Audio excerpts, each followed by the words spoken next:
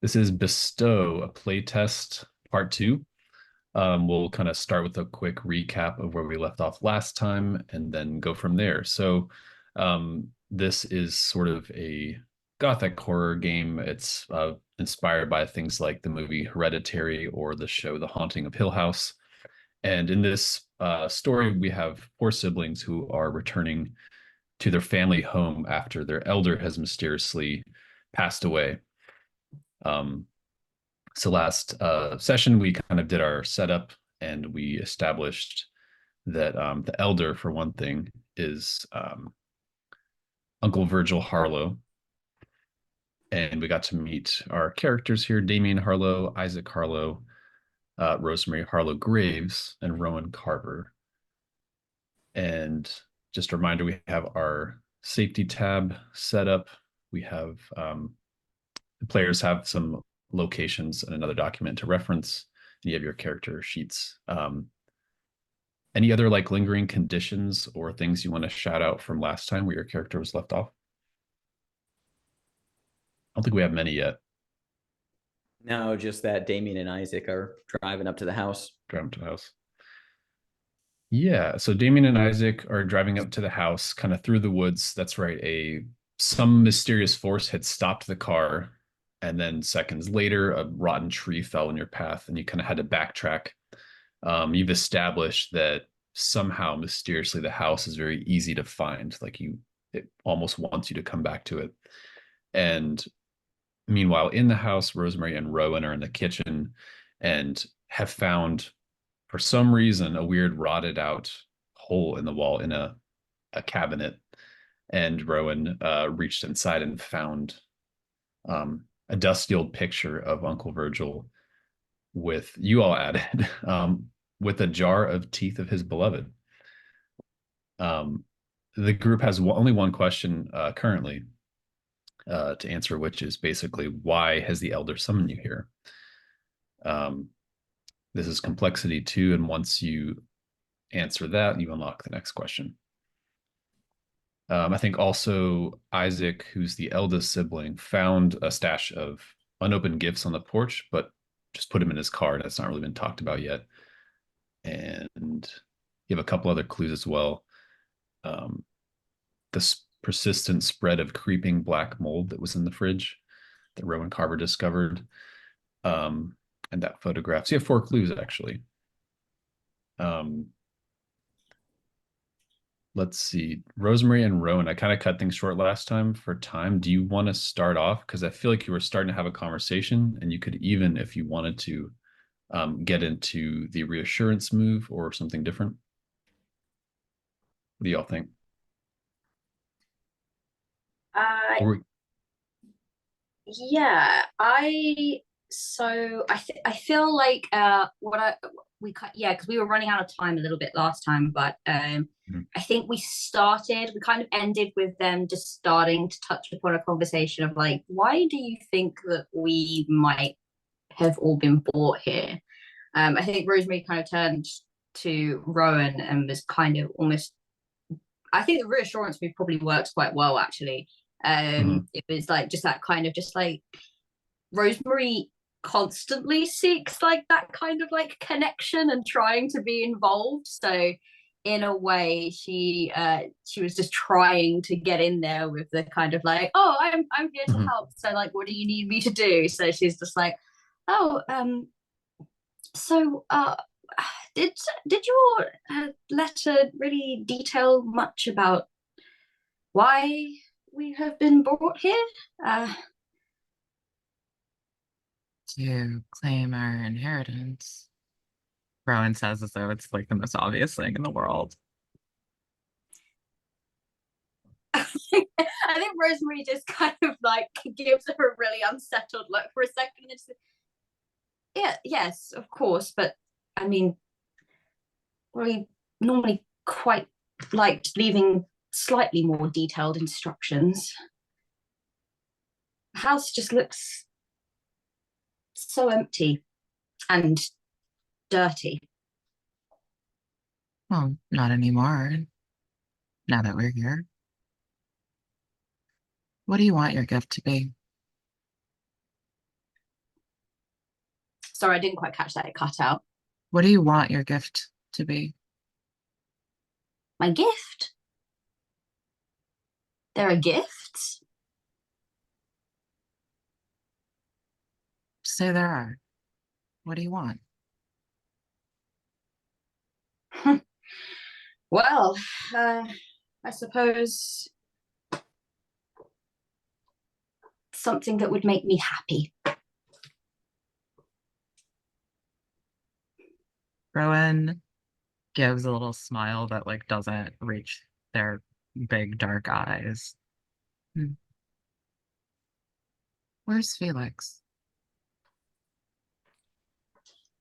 Oh, and I think like Rosemary becomes very visibly like uncomfortable. Like she kind of shifts in the chair, and she almost like drops her cup where she was about to kind of raise it to her lips to drink some tea. Oh, Felix, he's he's been called away on business. I did ask him to come, but he could not attend. And that's fine, you know. We all have our own thing, don't we? I guess so. And I think it's rare for Rowan to extend like physical affection to people, even their siblings. But they will put their hand over Rosemary's and very seriously say, I think soon you're going to find what you're looking for.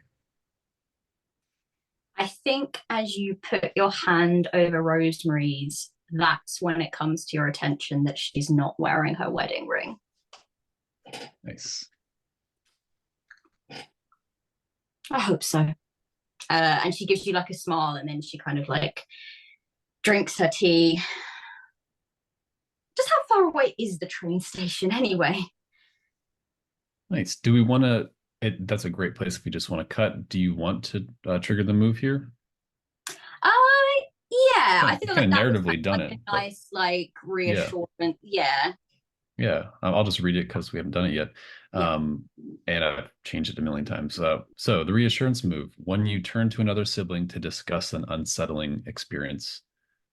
I think I've already changed it to, it could be a group actually, but in this case, another sibling.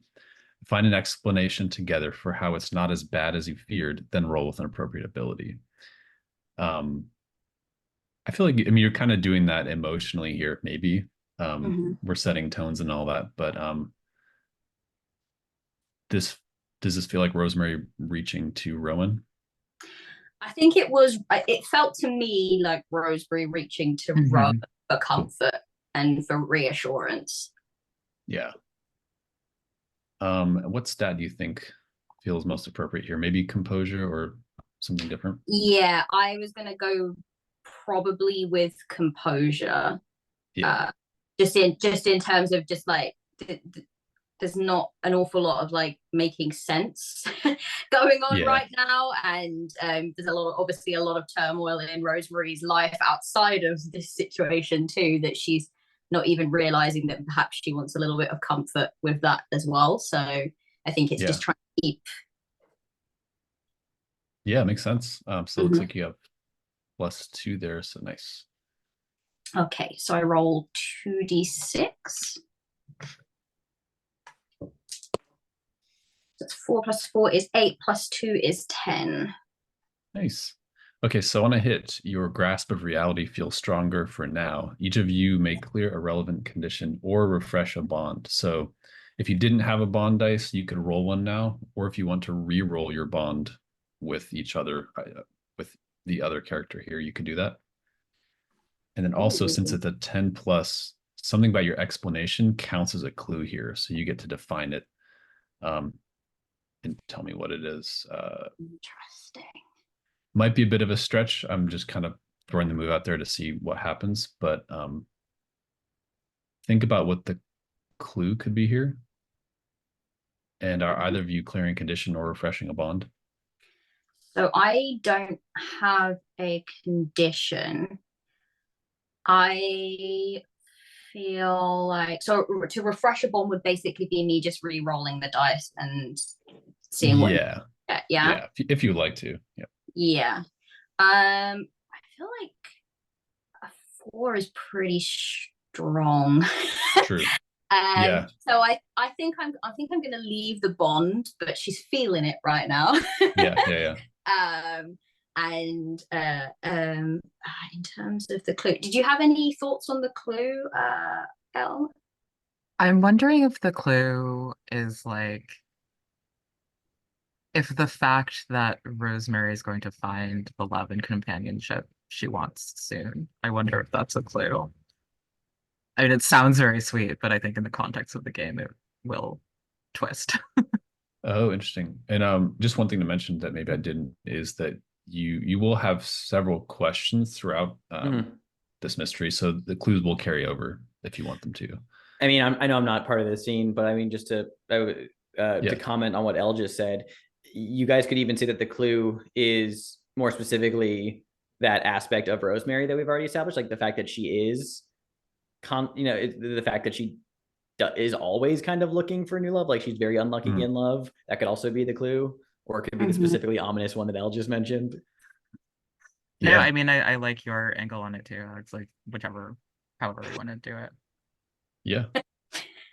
Yeah, whatever. And think about it longer if y'all want to, but when you're ready, put it in the keeper if you could. And then I'm going to refresh my bond with Rosemary. Cool. So you're keeping the condition, something in the walls. Love that.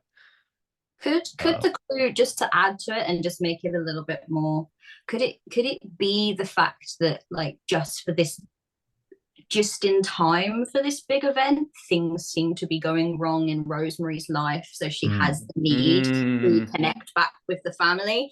Like, I don't know, like could that be like, then it could spread out into a wider of like things happening in other people's lives that mean that it's like almost like the house is like pulled Rosemary back, because the last failed marriage, the same thing happened. She kind of like came in back in on the family and was like trying to reconnect and find love there. And I think that just in time for this, some big event has happened in Rosemary's life that's meant that another marriage of hers has failed. That is some marinated drama.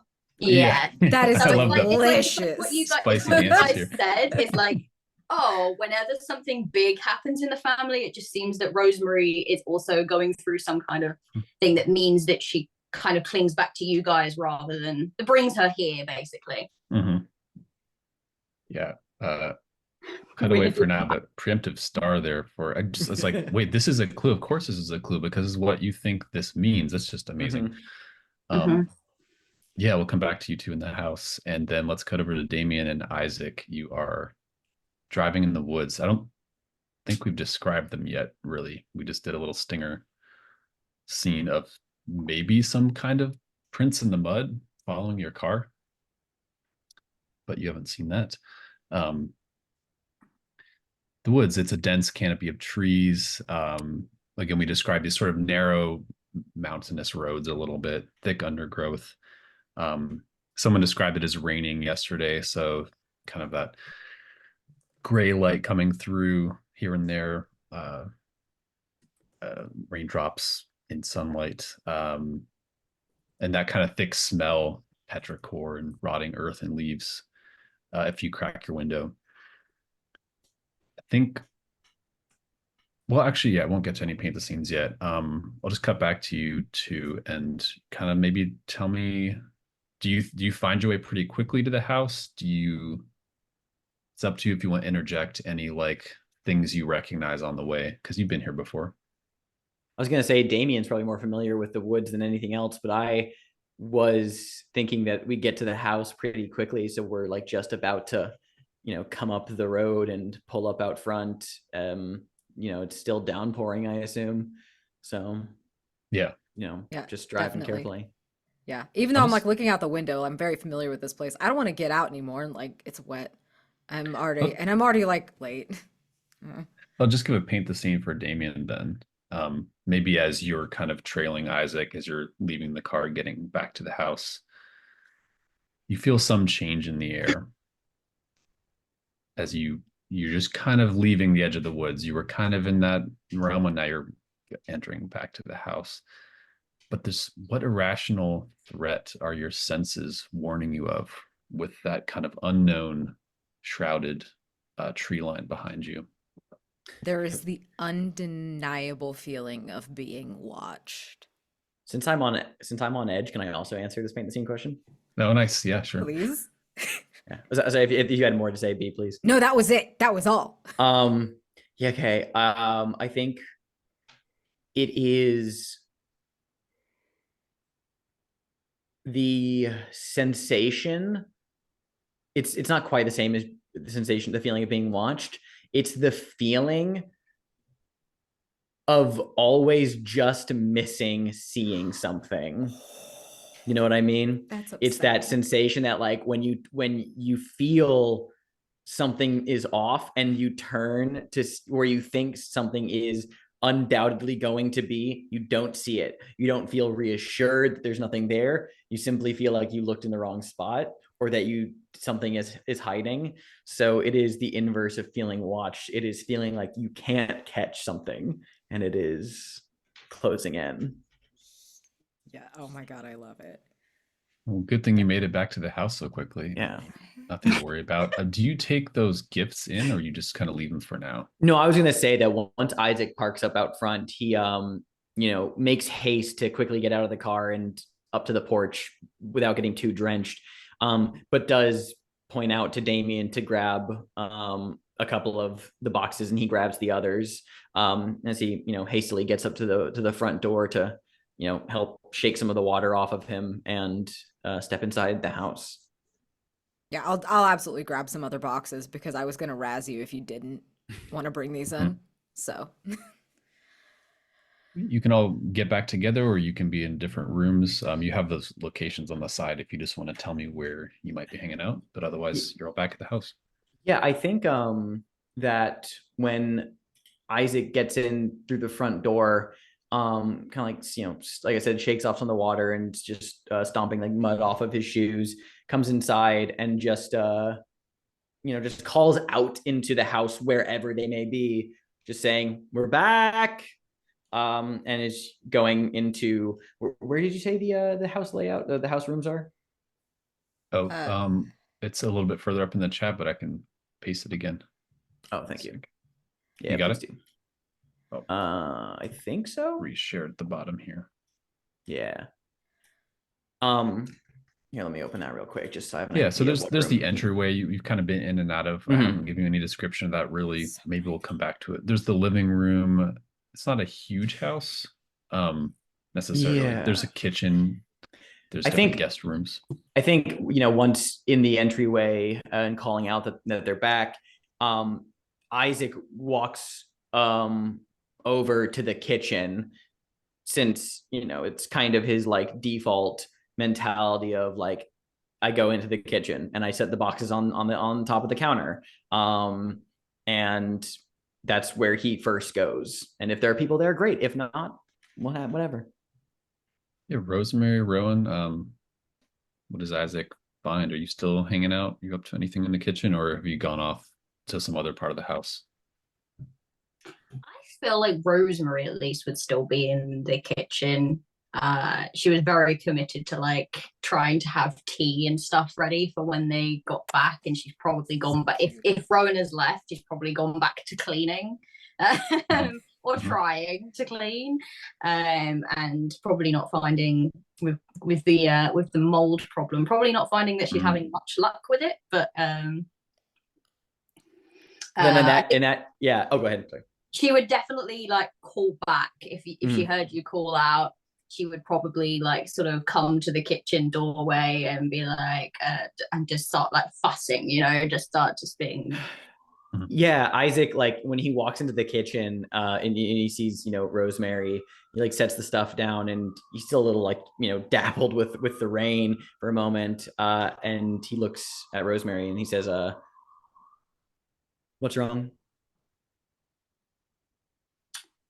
Is Rowan still in the kitchen? I'm going into the kitchen. Oh, no, it was Rowan. Yeah, sorry, I thought you said Rose. I'm actually imagining that at some point Rowan became preoccupied again with the sound of whatever that was moving in the walls and is now following Of course it. you did. Of course Yes. you are. They're just somewhere along the wall in the house. We don't is know. a little So freak. I think Rosemary's answer is just, oh yes, Rowan is Rowan, and just kind of like calls out. Okay, let's cut over to. It involves Rowan. All right, we'll find Rowan. Let's cut over to Rowan actually for a second. Yeah. Where do you think the walls took them, El? Terrible sentence. Great question. I feel like it's taking Rowan downward. Like Sure. they found the little door to the cellar and like the creaky stairs. Right to the basement. No, you didn't. Straight to the... No, this house doesn't have a cellar. No.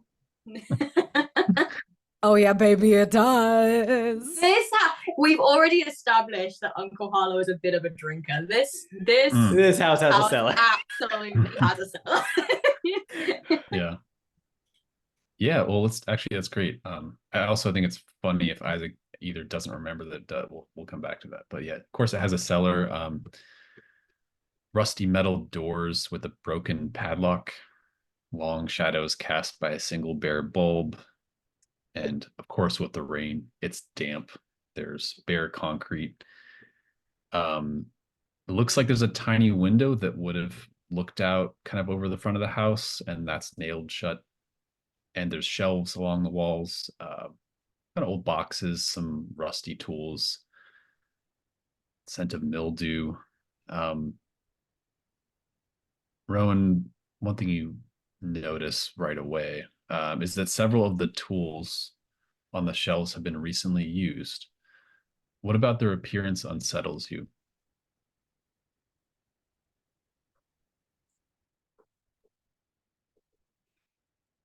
I think Rowan fixates on what looks at first like a screwdriver. But when they look closer at it, maybe they wouldn't even recognize exactly what it is, but we as the audience know that it's actually like a dental elevator, like it's a little tool that dentists use to extract teeth. Mm-hmm. And I think it's still got a bit of viscera, like a little pink snippet of gum, like a person's mouth gum, not chewing gum on the end of it.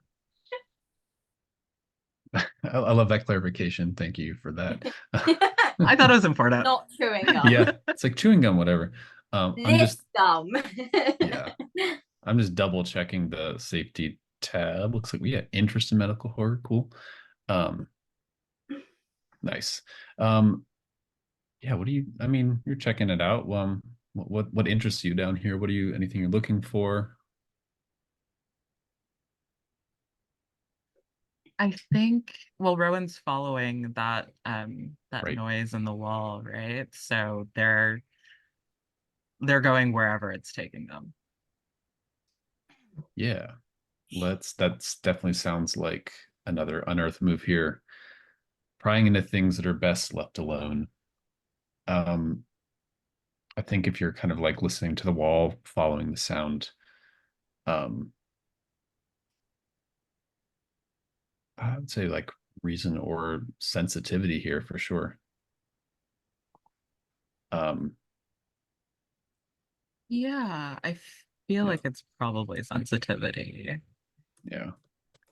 And like it's not that the something in the walls would prevent you from hearing it, but because of the nature of that condition, it will be disadvantage.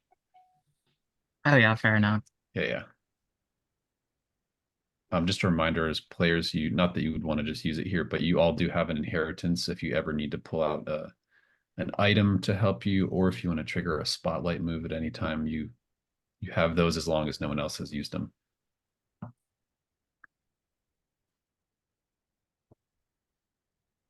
Okay, with disadvantage, I have rolled a 5.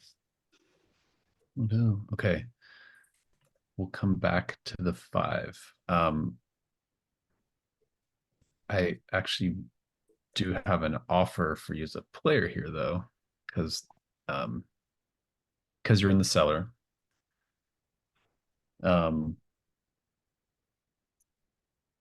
I can show you a secret location, but it will automatically give you another condition. Yes, please. Just like, yes. This is Elle. This is Elle you're talking to. We need clues. Yeah, I mean, it's You knew her answer. It's redundant, but I wrote it there, so I had to say it. Cool. We will come back to that in a moment. I think as the proper part of your miss here, though, you will experience what's called an echo in time, which we haven't done yet. And I'm going to basically send you a prompt privately, which will be like your own paint the scene. And when we come back to you, we'll find out what that means. So give me a second to send that over. I'm being ribbed in the chat for Rosemary's loneliness. Rosemary's loneliness is one of the clues. Mm-hmm. I was just thinking, like, it would be perfect if on the taxi drive up here, she had her little iPod headphones in and she was listening to Gilbert O'Sullivan's Alone Again naturally. It just makes sense. I feel like she had an entire playlist of songs that's like the kind that you eat ice cream to and sob as she came up. Okay, we didn't actually lose Rowan. What's Damien up to while it's got Rowan in the basement, Isaac and Rosemary in the kitchen? I have dumped the presents unceremoniously somewhere in the kitchen. Could be on the ground. Doesn't matter. Still totally dripping. Did not dry off. Kind of got the mud off my boots just so it's not slippy because, like, you know, I don't want to, like, eat shit in here. But I definitely, like, still rocking the drowned rat look. And I'm, like, peeping around you two, like, so did I miss anything, or... Shoes on the mat. On the mat? Really, really, Rosemary? Really? I'm tidying. Okay. No, hey, shoes on the mat. All right, you know, Jesus I Christ, feel like it. If it gives us something to do, it gives us something to do. Shoes on the mat. All right. I've made tea, by the way. You're welcome. Thanks. There was tea here. I brought some with me. Oh, okay. I would probably not drink what tea would be found here in Uncle's cabinet. So why not? I mean, he like lived here.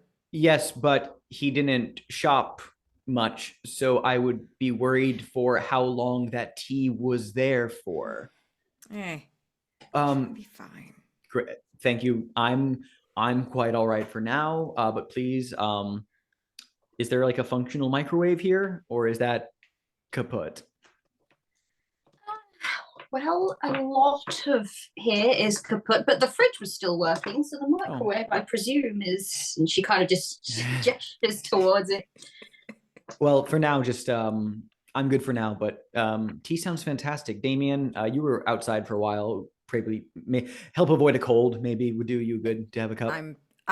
Listen. I'm not going to say no to food or drink, but I don't think I'm fine. I'm seriously fine. Oh, okay. I think Rosemary's gonna like pay attention to the presents suddenly and just suddenly be like, what? Oh yeah. Right. Wait, Isaac, did you not tell anybody else about this shit? No, I got distracted. No, so this is why I was hoping that Rowan would be here. So okay, we'll just catch Rowan up to speed when Rowan is back. These were on the porch when I first got here. When it started to rain, I put them in my car just to keep them dry. And once everyone showed up, we were talking about Damien. It slipped my mind to bring them up because we were talking about who was going to get Damien. I realized I still had them. They were here for us when I got here. I think they are for us. I don't know if. I don't know. It looks like mail to me. It looks like it's even though it probably looks like gifts, but Damien's like in the background, like drinking, the only one drinking the tea. Looks like mail. I don't know. It's blueberry and rosemary, and it's a weird taste.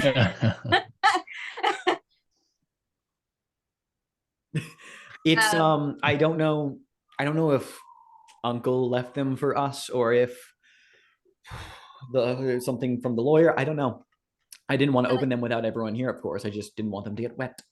I think as you've been talking, Rosemary's like face has looked more and more like perplexed and like confused. And then she kind of just says, well, did you tell Rowan? Because Rowan told me that Uncle had gifts for us. I didn't tell anyone. So unless maybe Rowan got more information than unless I was about to say, unless Rowan got more information, it sounds like Rowan certainly knows something. Let's see what Rowan is experiencing here from a What if actually, what a if great what, segue. what if we don't? What if we don't? What if we don't? What if we You do? So this is an echo in time, which is sort of it's like a keeper reaction. Every location potentially has one, and this is like the cinematic thing where is Rowan having a vision? Is this a flashback? Are we as viewers of this movie show just seeing? We don't really know, and it doesn't matter. This is just something that has happened in this house at a previous point in time. Are you ready with that prompt, El? I think so. We see someone in the cellar, dim light, frantically going through stacks of boxes, tossing aside unwanted items as they search.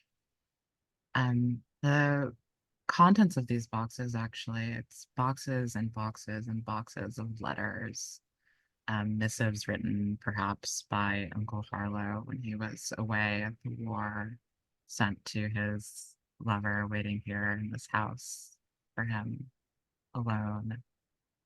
And this person is clearly looking for a particular letter, a particular date. Then we hear the creak of the cellar stairs and they like stop suddenly, like an animal caught out in the open. And we see them press themselves flat against the wall, trying to camouflage themselves, trying to stop themselves from breathing. They're not supposed to be here. And the silhouette of Uncle Harlow descends the stairs, eyesight failing him in the dark. And by the time he's like reached up for this light switch and the cellar is illuminated, we see that this person, the searcher, is gone, and where they were pressed against the wall, this sort of moldy hole, like a mouth of the house itself, has opened up. And perhaps that's what swallowed them. Amazing. And this is the kind of Rowan may not even know why or what's going on here, but mechanically, along with the echo in time, you get a condition. So take the condition meddling. This is just kind of that sense of this has happened before here, and now you're here doing the same thing. And just because, we're playing fast here, play to lose. That offer I mentioned earlier, you can also take similar but different, the condition just have to look, because as the walls of the cellar come into focus in the present, Rowan sees kind of a dusty outline in the wall, and just kind of grime and dirt has built up. But it's that thing where you like scrape it away, and you see an old door in that same spot, and you found a secret location, the tunnels. Rowan grins to themselves and then turns to go back up the stairs to get their siblings. They're going to want to see this. Nice.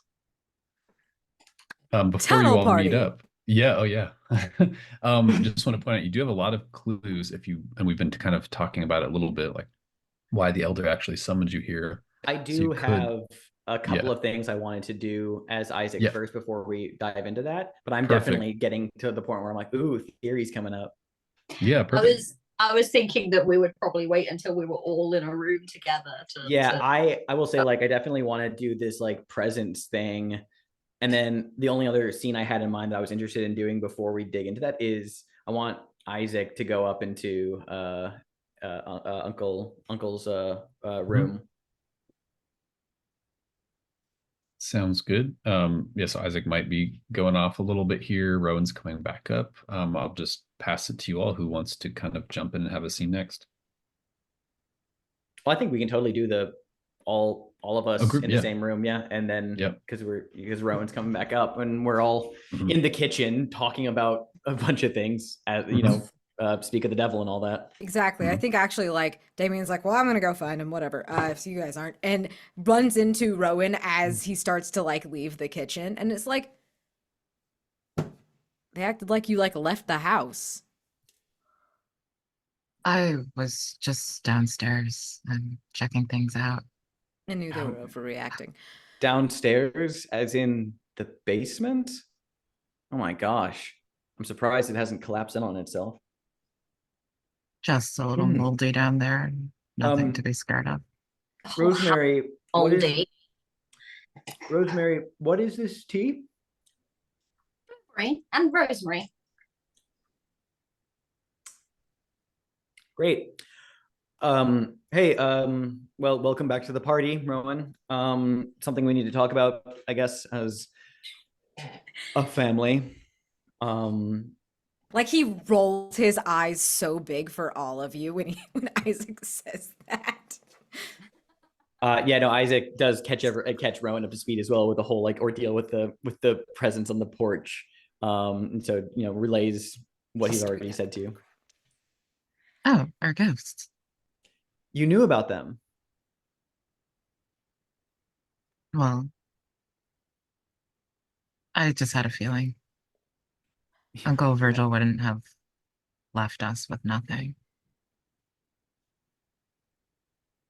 Yes, but there's a bit of a difference between nothing and a whole 10 Christmas worth of gifts. Are the boxes aren't even like labeled, are they? They're just like wrapped. Huh. Yeah, Have maybe you some started have like. opening them? Oh yeah, go ahead. I'm sorry. Go ahead. I was just thinking like it seems like there's no addresses. It's not like they've been mailed here. Yeah. Yeah, it seems weird. Well, they were on the porch, and if they are gifts, I think we should at least open them. Yeah. Well, they're not labeled, so I guess it's just going to be pick one and open it. And let's not make too much of a mess, everyone. Rosemary has been tidying up. Thank you. She does not take the sarcasm at all. And Damien is just like, God, you people. Like openly. And it's just like, all right, let's, I guess, open these. This one want to lead that with an unearth move? I mean, I guess since I've been having the boxes in my car the entire time, I'd be happy to take point on that. Yeah. Yeah, unearth. I do think being on edge is probably peripheral in this scene but I'll still take the disadvantage if that makes sense, because I feel like it does. Yeah, I like that. Yeah. So you think composure, reason? I'm gonna say if I'm having the disadvantage from on edge, it probably makes sense for it to be composure as the thing that's affected. Like I'm trying to be, I'm the responsible sibling. I'm trying to, keep the situation like organized, and I'm trying to get this done efficiently. It's just like the sense of trying to keep everything under control.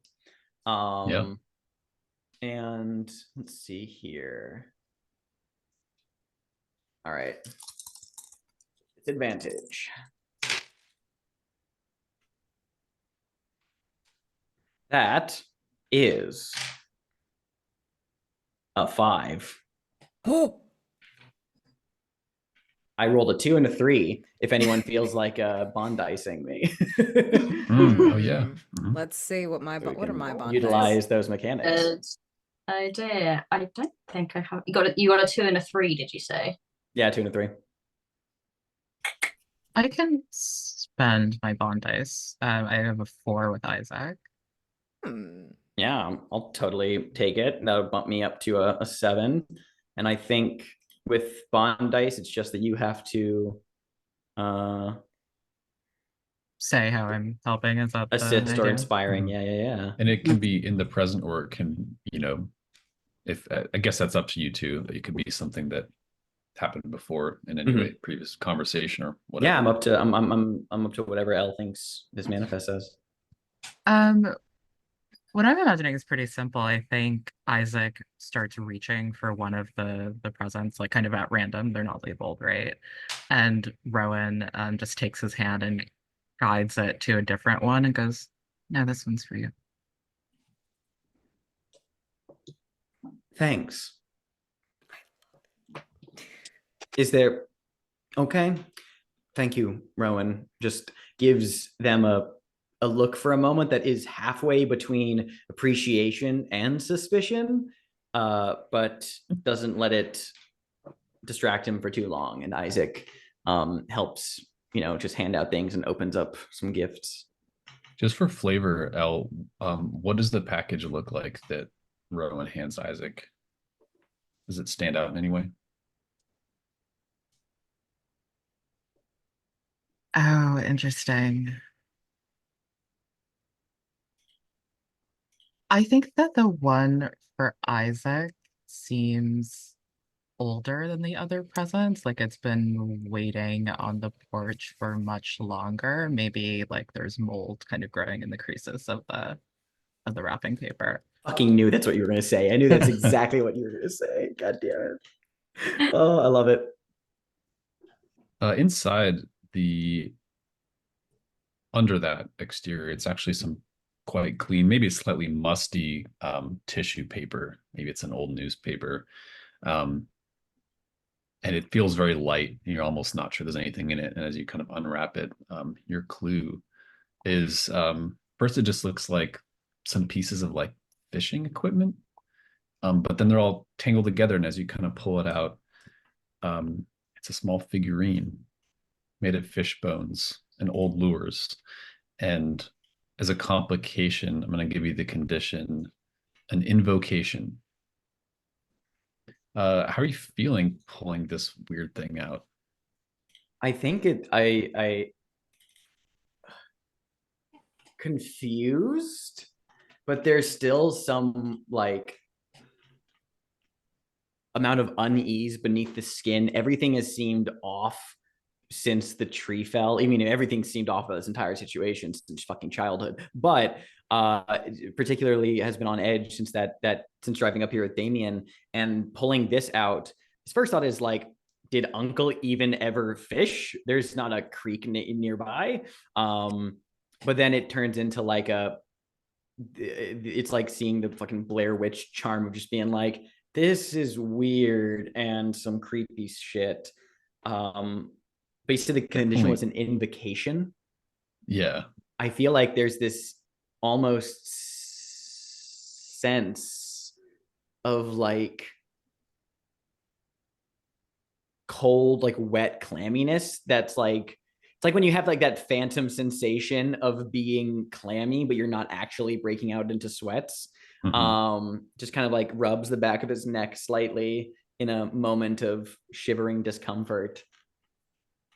I'll even add to that and say that like at first it feels like it's wet, and then you're like, it's not.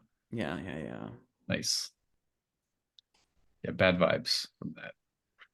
He just kind of like looks at it and holds up and says, so it might just be trash, everyone. What? That's not trash. That's cool. That's really neat. I didn't know we could make. I mean, I knew we could make stuff, but not like never seen something like that. I think I'm with Isaac on this one. It gives me the creeps. Rowan, back me up here. I think it's cool. Thank you. Well, great. Awesome. Oh, this was enlightening. Well, you're not going to just throw it away, are you? I'm not going to throw it away. Why would I throw it away? No, I think I don't understand why it was wrapped and left here. You said it's for me. But Okay, we'll set it to the side. And that goes for everything. He like, is like once more hammers home the point of like Rosemary's been tidying, and he's just like, I don't want us to throw anything away that we find around here. Let's, even if it looks like trash, let's bag it and set it to the side just in case there's something that's of importance. Just everyone, don't want to misjudge any of Uncle's belongings. Rosemary places the really scary picture of Uncle Harlow holding the teeth next to it, just in case that's important. What? Huh. Oh, Rowan found it. Where? In the creepy hole in the back of the cupboard, of course. What? I'm sorry, the what? The what? Rowan just points toward it. Don't put your hand in it. Rowan's already done that for us. Rowan, you've put your hand in a creepy hole in the back of a cabinet. I mean, do you think it's gonna like swallow me whole or something? No, I think it's going to give you some sort of dermal infection. I'll wash my hands. You mean you haven't already after putting it in the hole? Rowan just gets up and goes to the sink. Thank you. Gremlin. I did not realize that basic hygiene was lacking in the Harlow clan. It does not begin and end at the kitchen. Not from me, thank you. We know You took it all up. You took it all up. That's the thing. Yeah, you have it taken care of, so it's fine. Yes, we know that you're doing a really good job, Rosemary.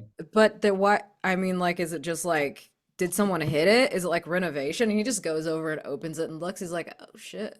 Damien, don't put your hand in there. There's a strange smell coming from there too, so just, Yeah, trust me, I am so fine. I do not want to be in it. I just wanted to see what it was.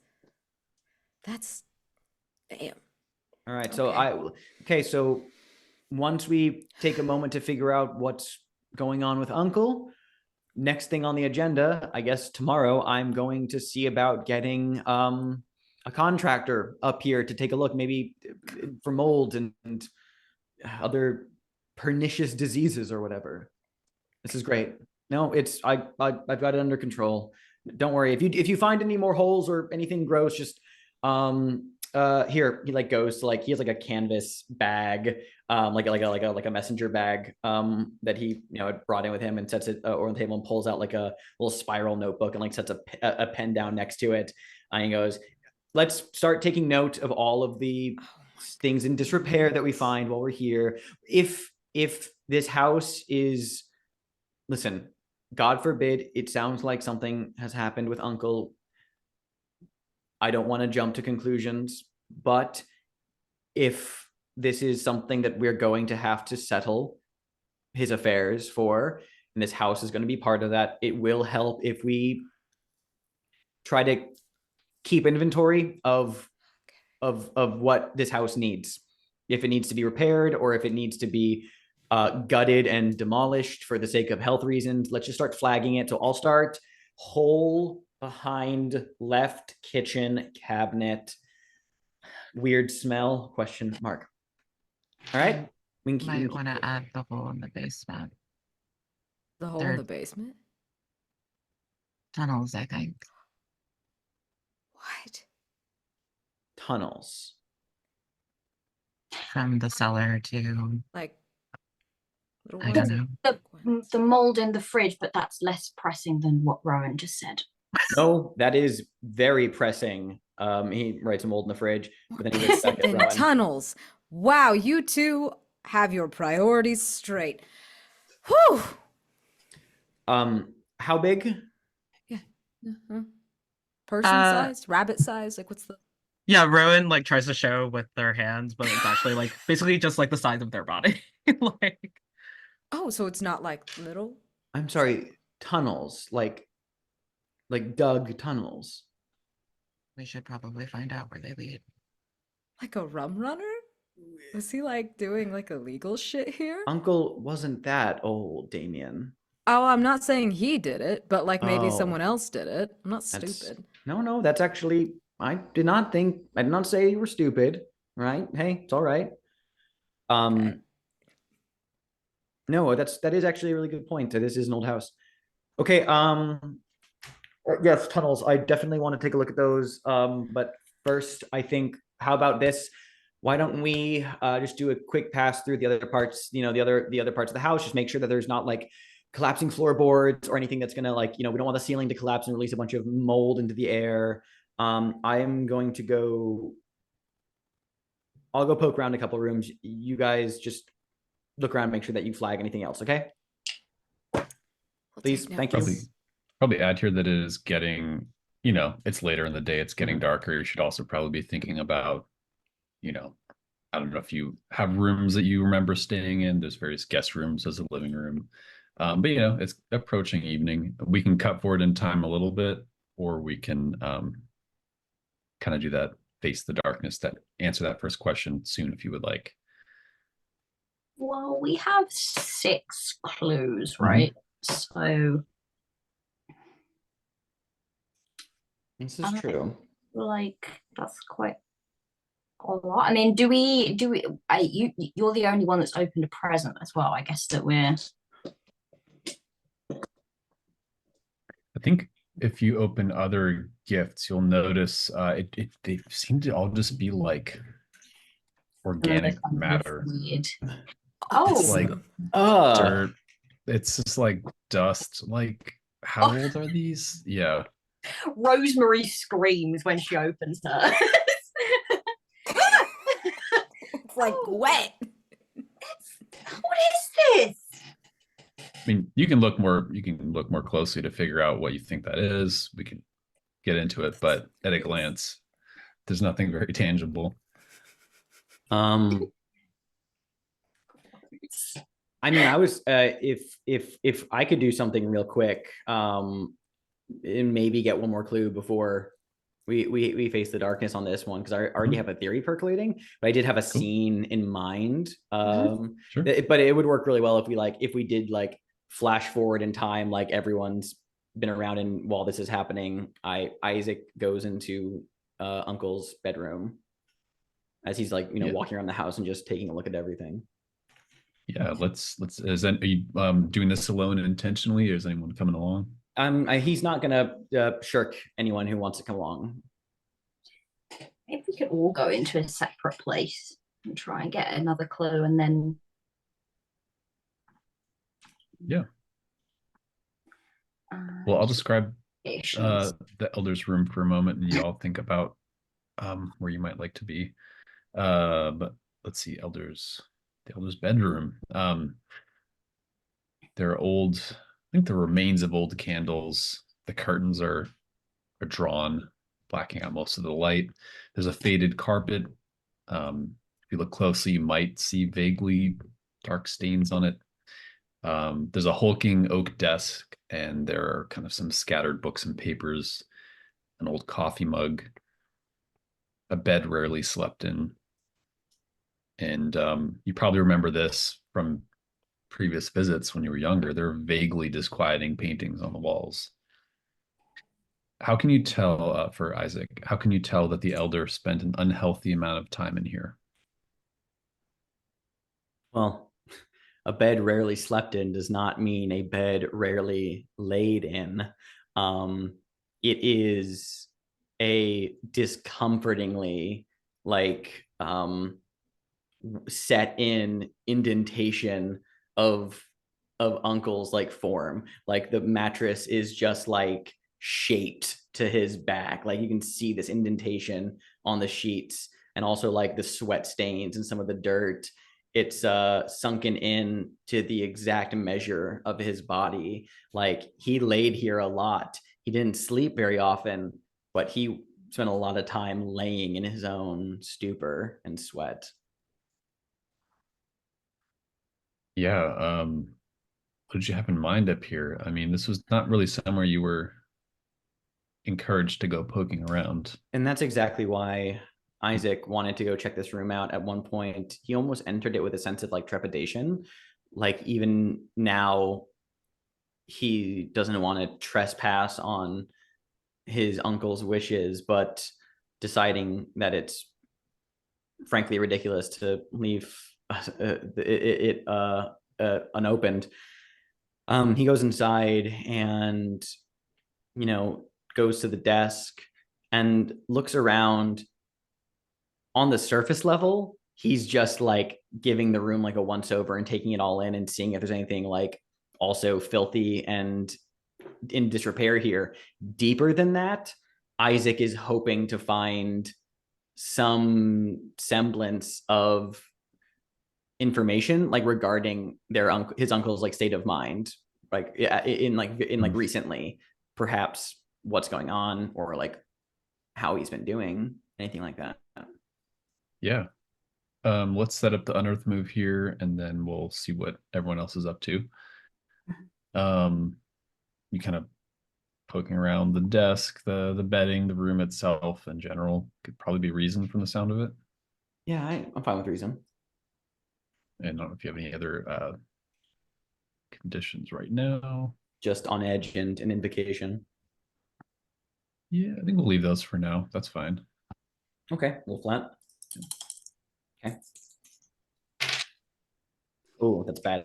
4, 1 and 2. We'll come back with the 4. I'll stop rolling now, yeah. That's fine. If you want to, for the chat, keep track of the dice you rolled, so when we come back, if anyone wants to use bonds, they can be aware of that. Everybody else, anywhere that you are going in the meantime? This is maybe a bit of a cut forward in time, kind of figuring out where you might be for the night. Well, I think after a day of, or sort of an afternoon of doing a lot of cleaning and like being in this very moldy, musty, dirty house, I think Rosemary needs a little bit of air. I imagine that the rain has kind of it's no longer absolutely pouring it down. It's kind of slowed down to this almost sort of like very gentle pitter patter. So I think that Rosemary would probably head out into the garden and just like take a moment to just try to like breathe and sort of view. I imagine it to be quite a large garden with sort of a almost distant like lake and it's just kind of backs onto the kind of the wilderness basically. And just kind of like just to take some air really. Yeah. And fiddle nervously with her clothing a bit and recenter herself. Yeah. Let's describe the garden really quickly. It is there's actually this old greenhouse attached to the back of the house, which sounds like you're kind of ignoring for now. There's in the garden, it's clearly not been maintained for a while, but it looks like at some point there were rose bushes that kind of grew wilds, and in places they're kind of looming. There are, again, maybe someone tried to make it this really nice garden at one point. The remains of like some ornamental fences that are now choked with vines. There's a bird bath that's fallen on its side, and you would probably remember this from childhood. There's it's a bit overgrown, but there's a little winding footpath that leads down to the swimming hole. That's another location. Paint the scene for Rosemary here while you're kind of taking a breath. What part of this garden, and this, interpret this however you want, what part of the garden appears unchanged as if from a distant time? I think that Rosemary would remember that a lot of this garden used to be pretty kept well in check. She would have known that Uncle Virgil's partner that had passed on was very fond of gardening, and so it was kind of like the sort of laborious work that he would get into when he wasn't just kind of sitting and just doing a lot of thinking as he was prone to do. I think that possibly she had like a little section of her own, like a small allotment where she would grow like herbs and like vegetables and like pretty little interesting flowers and things, maybe kind of by the greenhouse. And I think while the rest of the garden seems to have kind of fallen almost into a little bit of disarray, some of the fences are looking worn, and the bird fountain, as you said, is kind of like tilted over and everything like this. This little area looks almost perfectly maintained. It like stands out. The flowers that are in there are in full bloom. It looks like the vegetables are kind of growing well. Whereas the rest of the garden looks like it hasn't been touched in decades. This looks like it's kind of like was only sort of seen to yesterday. So it's that kind of very noticeable how that looks very different. Yeah, and looking at that, would kind of wander over there as well and just kind of take it in. Yeah, and there's this kind of uncanny moment where, again, everything else as described is kind of in disarray, and it's kind of a gray. Maybe the rain's let up for a moment, but seeing this patch of the garden that's like kept beautiful for a moment, it almost looks like you're seeing it as if it's in like full summer, full sunlight. This one area just seems to glow for a moment, almost drenched in sun, like it's this vintage summer photo. And you almost like swear you hear just like the sound of laughter, maybe this is a bit of a childhood sensory memory, but people talking further off in the garden, in the greenhouse, and kind of transported back in time for a moment. We can give that a little more time. Real quick though, what is Rowan and Damien up to? B, do you want to? Okay. I think Rowan is finally feeling a little sick from the water they had earlier. So we see them kind of bursting out of the front door of the house onto the patio and like leaning over the railing to retch. I kind of want to use one of the spotlight moves here. Oh, cool. Yeah. I think we got a quick flashback of Rowan quite young, here at the house. Uncle Virgil has clearly just made them drink something, like maybe a medication, or it's unclear what it is. But he is holding Rowan's mouth closed and telling them, "Don't retch it up. Swallow, swallow." And that is like kind of playing in Rowan's head as they're like actively vomiting up this bile and water and mold that leaves an acidic and like earthy taste in their mouth. And I think I am using Are You Being Good? When you act in a way that the elder once told you not to, you can stumble on a clue the elder wouldn't want you to see, or pocket a useful item another sibling wouldn't want you to. The item would be interesting, but I guess we are looking for clues, so I'll take a clue. Okay, yeah. And just fitting, just have a question for you about the entryway. Based on what you've described, what about this place reminds you of a mouth?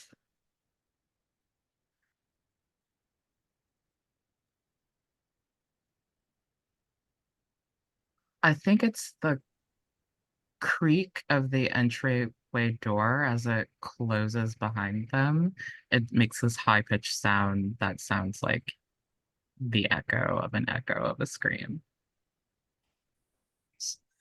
Love that. We'll come back to you for the clue. And before we take a break here, where do we see Damien? I think he has also gone, it would be towards the uncle's room, but like actually just down the hallway because he's like, it's late. I'm tired. I've been traveling for like ever. I'm gonna see if any of our rooms are still even vague. Even though like I got shipped off, I'm like, somebody's got a room still here.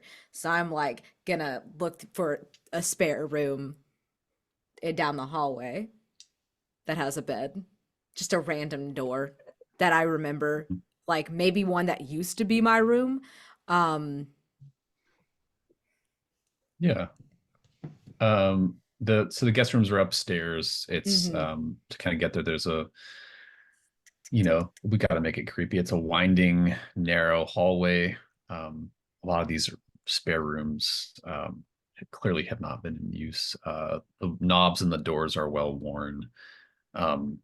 It just feels like the house is kind of swallowing these rooms up, just kind of withdrawing into itself. And I think when you go to the room that used to be yours and you open it, you're greeted with floor to the ceiling stacks of sagging cardboard boxes with yellowed tape.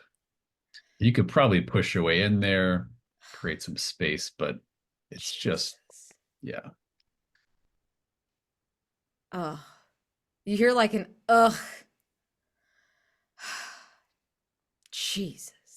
And you know what? I will just shut it, and I'm like, I'm gonna steal someone else's room and open another person's room. Oh, great. Yeah. Yeah. Yep. So that's what he's doing. Okay, yeah. Going down the hallway. Sounds good.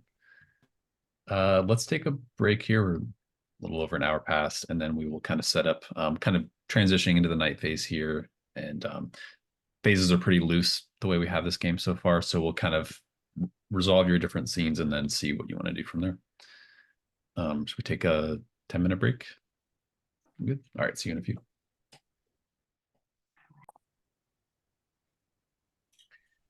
Okay, so we're kind of on the edge of the night phase here. We have a couple scenes set up. We had a miss from Isaac searching in the elder's room.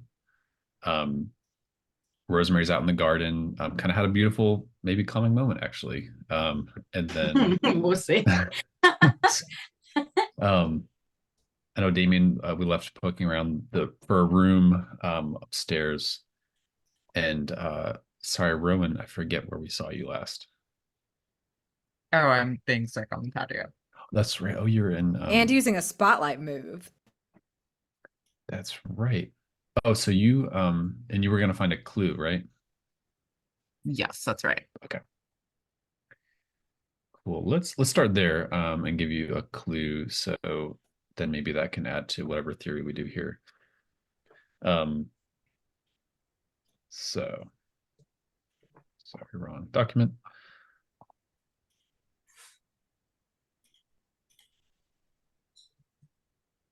See, then this is yeah, I think because you described like retching, right, from the weird mold water and stuff. Things are catching up to you. I think as you're kind of maybe stooped over the side of the porch, your eyes catch something that has been just scratched into the wood of the porch. And it just says, "We call upon him in our hour of need." That's your clue.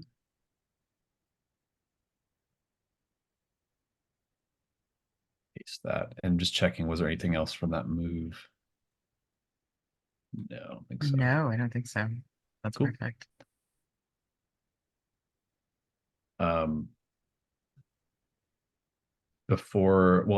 kind of mention the miss for Isaac, and then if anyone wants to change that, if Isaac, you want to change it with marking your legacy, or if we want to use bonds, we can do that. Yeah. But poking around the elder's room, it's kind of like we've been hinting at, like this house is just, you have this sensation of it almost swallowing light and swallowing time and drawing you back into itself. And you're in this room that, who knows how much Uncle spent his time in here, what he really got up to. But you're starting to feel almost like a voice is calling you from the shadows of this room, just deeper, from somewhere you can't see, calling you back into time. Reality starts to merge into memory. And this is going to trigger another echo in time, unless you want to change that. No, I'm on board. I want to hear it. Sweet. Okay. And actually, since we have it in the location document, you can just open that up for yourself. Think about it. That are you able to see it? In the under the elder's bedroom, yeah. Yeah, cool. All right, we'll come back to you. That will give you another condition as well. Let's see. I think it's starting to grow a little dark. Rosemary, do you kind of go a little further into this garden? Do you kind of revisit some memories here, or do you head back inside? Yeah, I think she does. I think she starts off just kind of like wanting to take a moment and recenter herself, but she's kind of drawn to this like I feel like when you said about like it looking like it was still bathed in summer, everywhere else in the garden looks dreary, and while the rain has kind of stopped and is like much gentler than it was, the sky is still like overcast, but I think in the sky there's just this like perfect break in the clouds, and the sun is just kind of seeping through them and is just kind of like bathing that area of the garden in that glow that you kind of talked about, and so I think her eye is kind of drawn there, and she kind of has this vague memory of a time that she was out playing in this garden, and she lost her like favorite cuddly toy. And I think that like it's one of those toys that has just like a really like a really like rich color that's unmistakable. If you were to sort of see it in a room, it's just like such a popping color that you would kind of know it instantly. And I think she just has this memory of Uncle Virgil telling her, because she was kind of playing in that area of the garden, that it was like her that maybe her grandma has taken the toy to play with, and is borrowing it.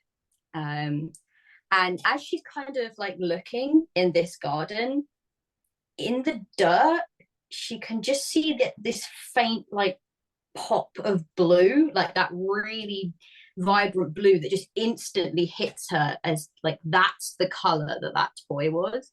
And I think that she's gonna go into the garden, even though it's muddy, even though it's kind of gross. I don't think she particularly likes like getting in deep in the mud and the soil and everything, but she has a moment where she sort of like hefts a breath, and then she sort of takes off her shoes and starts to walk into the like squelchy mud to try to like go and kind of see what this is, because like, is this the toy? Like she's not, it just kind of hits her and she can't let go of the fact that could be what that is, sort of thing. Yeah, let's do an unearth move here, I think. Trying to make sure I don't keep just doing the same stats for everything, but I feel like for Rosemary, I mean, this could be sensitivity based on the kind of like the setup that we've described here. Seems almost like, is this of this world or something else?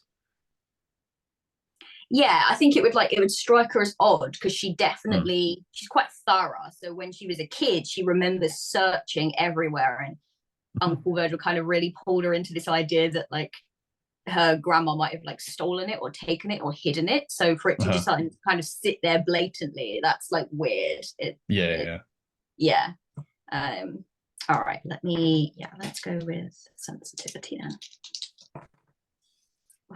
Not great. That's a 2 and a 1, which is a 3 plus 2 is 5. And we'll come back to that. But yeah, your highest were okay. So a 2 and a 1 if anyone wants to use bond dice, or again, no one's used them yet, but you have your equivalent of your masks, your family legacy. Here's something I'm curious about, because you said you rolled a 2 and a 1. I believe my bond dice with Rosemary is a 1, and there's a rule about if the dice matches, I can have you re-roll. You can offer it to, this is a good moment to explain it. You can offer, if it's the matching number, they can re-roll it. Another part we haven't described, it's not relevant, but you can force someone to accept your bond dice if you want to destroy a bond. Then you can never gain a new one with them. So that can become PvP. But anyway, for probably right now, you can offer that and she can re-roll it if you want. Yeah. I offer that since I have a 1 with you match it, you can re-roll that 1. I knew your frustration with me would serve me well in the end. How does this do you know what I just re-rolled it to? A 1? A 1. Oh no. How does this play out? Yeah. I honestly just I think it pretty simply, like, I don't know, like maybe as the responsible sibling and the one who is just the one, you know, controlling everything, it's just like Isaac's voice in the back of your head from like as like your entire childhood telling you how to do it right, and like to try, and it's just kind of like overbearing of like this like sense of like almost smothering brotherly like guidance, maybe. Yeah, maybe it just comes to this like point where at first it's just like, you know, like you've got this, you can like it's just mud, and then it becomes almost like a disdainful of like, what do you like, she's hearing like basically her own insecurities but in Isaac's voice in her head, and she's just like crawling through the mud just like, shut up Isaac, like and just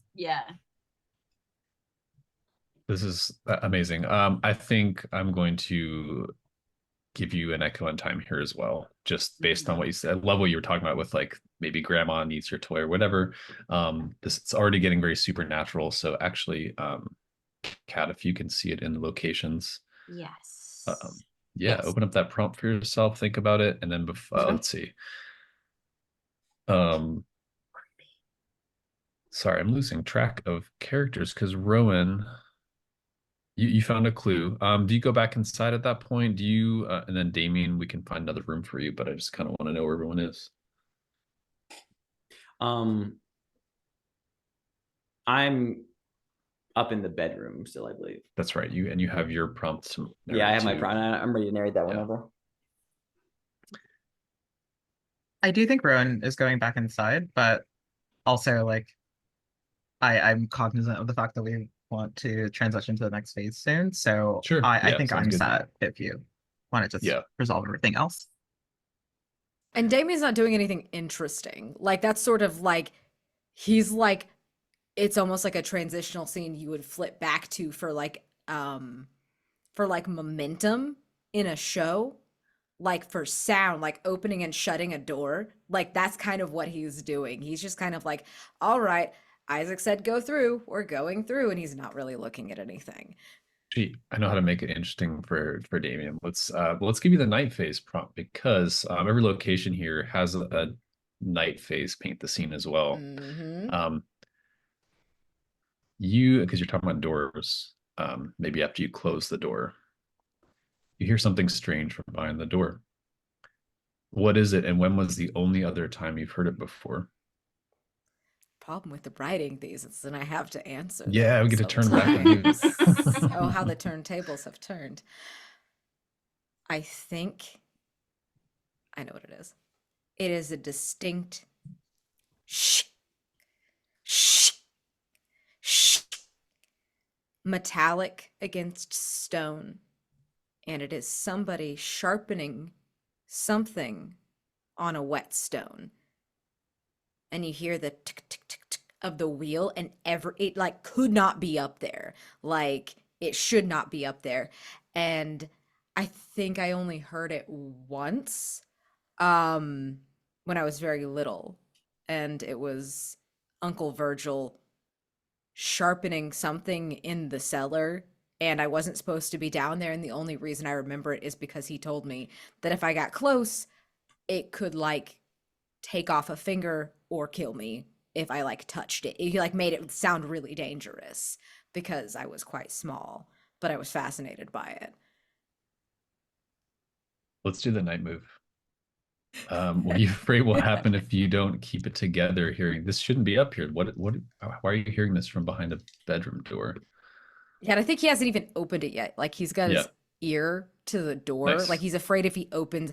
I'm afraid if I open it, I think I'm almost scared nothing's gonna be there and I'm hearing shit. Like I think that's worse than finding the source. Yeah. Yeah, I think the way it's worse than that is just that the source of the sound will follow you. You will hear things everywhere. Okay. This will be the Love it. sensitivity, I think. Of course it is. Of course it is. Of course it is. All right. Let's roll, baby. Let's see how bad. 7, 8. Okay. It's an 8. It's not the worst. Yeah. Let's see. You keep it together in general, but I think that sound kind of dies off. But you do hear, is it from that door? Is it from another door? Are you just remembering something? Just hear. Now, boy, I told you, best not go poking around. You could hurt yourself doing that. Now come back downstairs. Just hear Uncle Virgil's voice. Holy fuck. And let's just say that's your condition. You could hurt yourself. Oh, that's I good. Can't think of anything else. No, that's perfect. Yeah, so we are a couple of things. I'm trying to pull this together the way that makes the most sense, but I think we're basically in the night phase here. That just means things are scarier, more dangerous. We're going to narrate those echoes in time.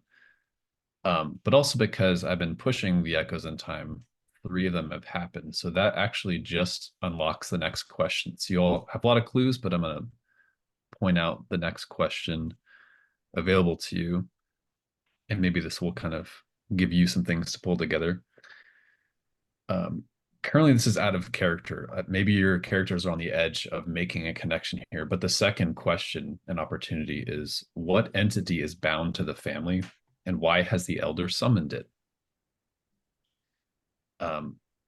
Answering that lets you learn the name and form of the entity, which your family line holds an ancient pact with.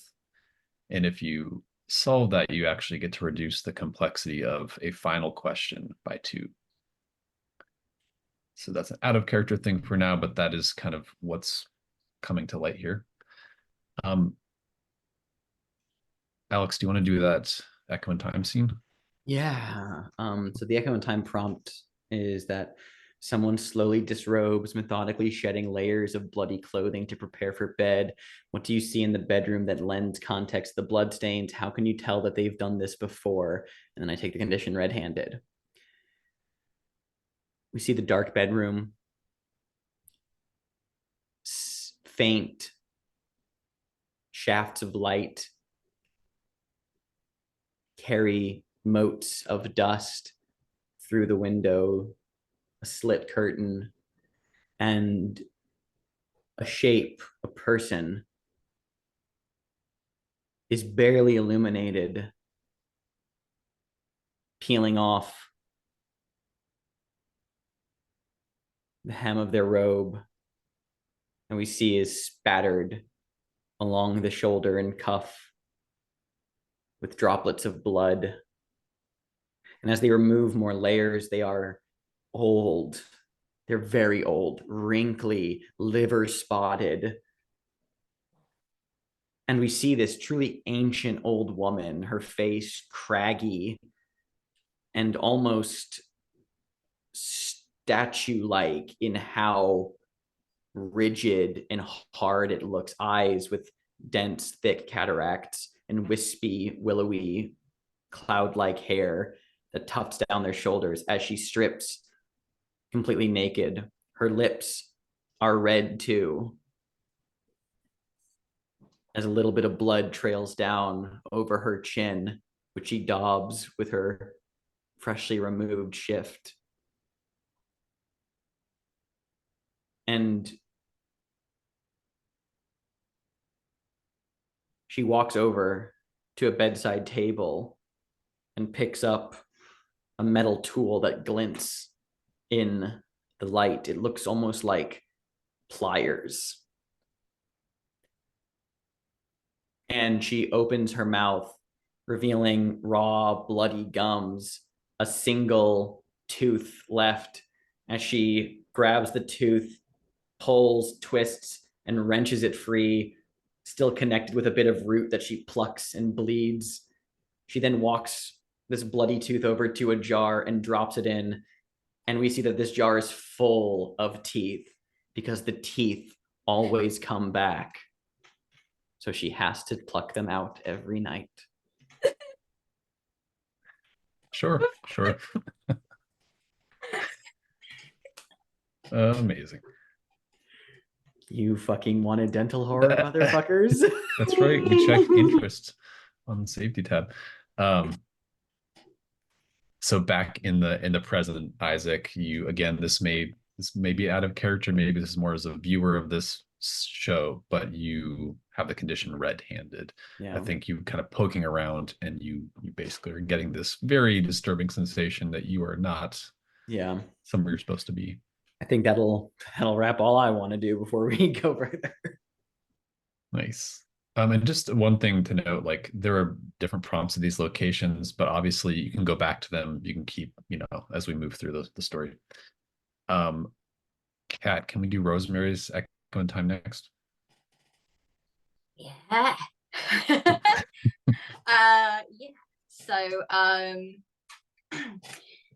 So as you kind of look at this this garden, you see it not bathed in this gorgeous sunlight, but instead bathed in mostly shadow, with just sort of a sliver of moonlight coming in through the trees instead.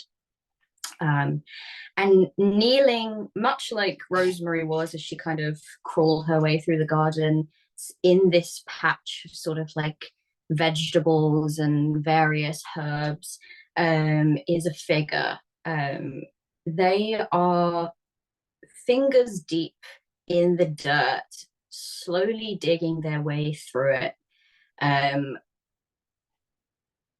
Their fingers are a mixture of blood and dirt at this point. Their nails have been kind of like ripped. At one point, you hear the scrape of them reaching rock, but they continue to dig. It makes no impact. It does not stop them.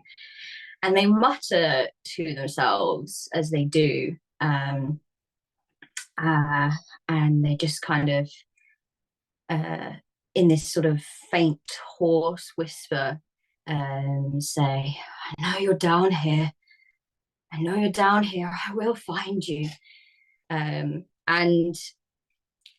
the sound of thunder gently rolls, and as it does, lightning flashes. And the small little signs that kind of label the various plants, potatoes, radishes, turnips, for just a moment, they read like epitaphs on a grave.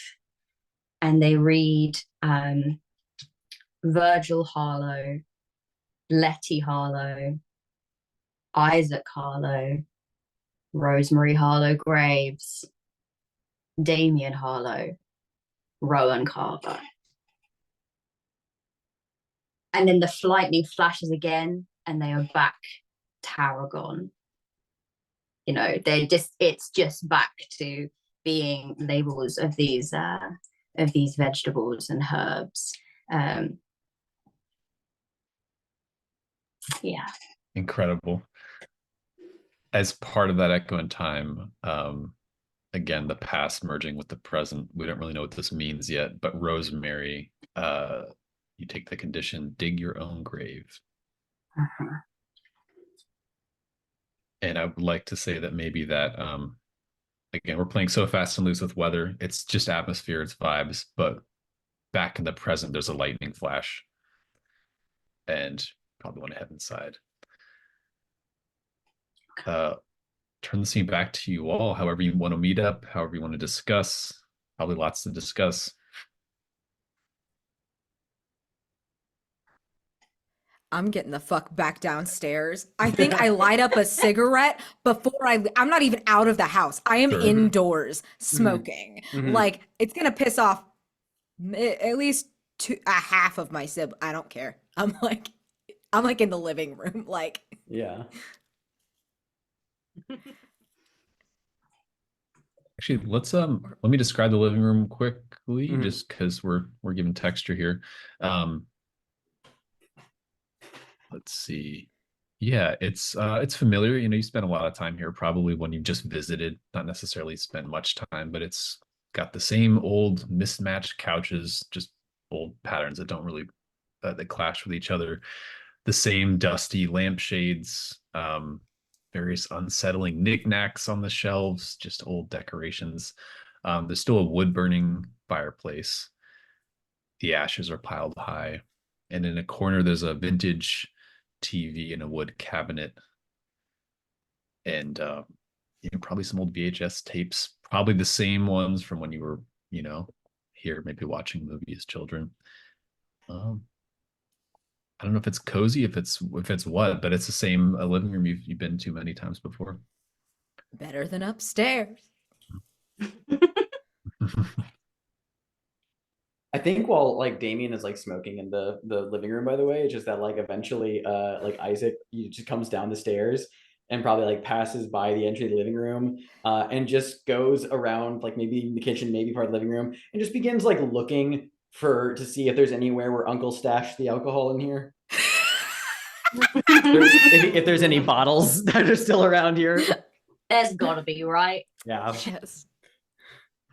We can just say you find something, and Yeah, that's funny in itself, just as the scene. He finds just like a bottle of unopened like shitty scotch or something like that, and just has a look of like, this'll do. So like Damien just like sees Isaac come into the living room while he's smoking. Isaac does not comment on him smoking it. He just has this bottle of scotch that he found, and it's just like has opened and just has taken like a slight swig as he like hangs over by like the mantle.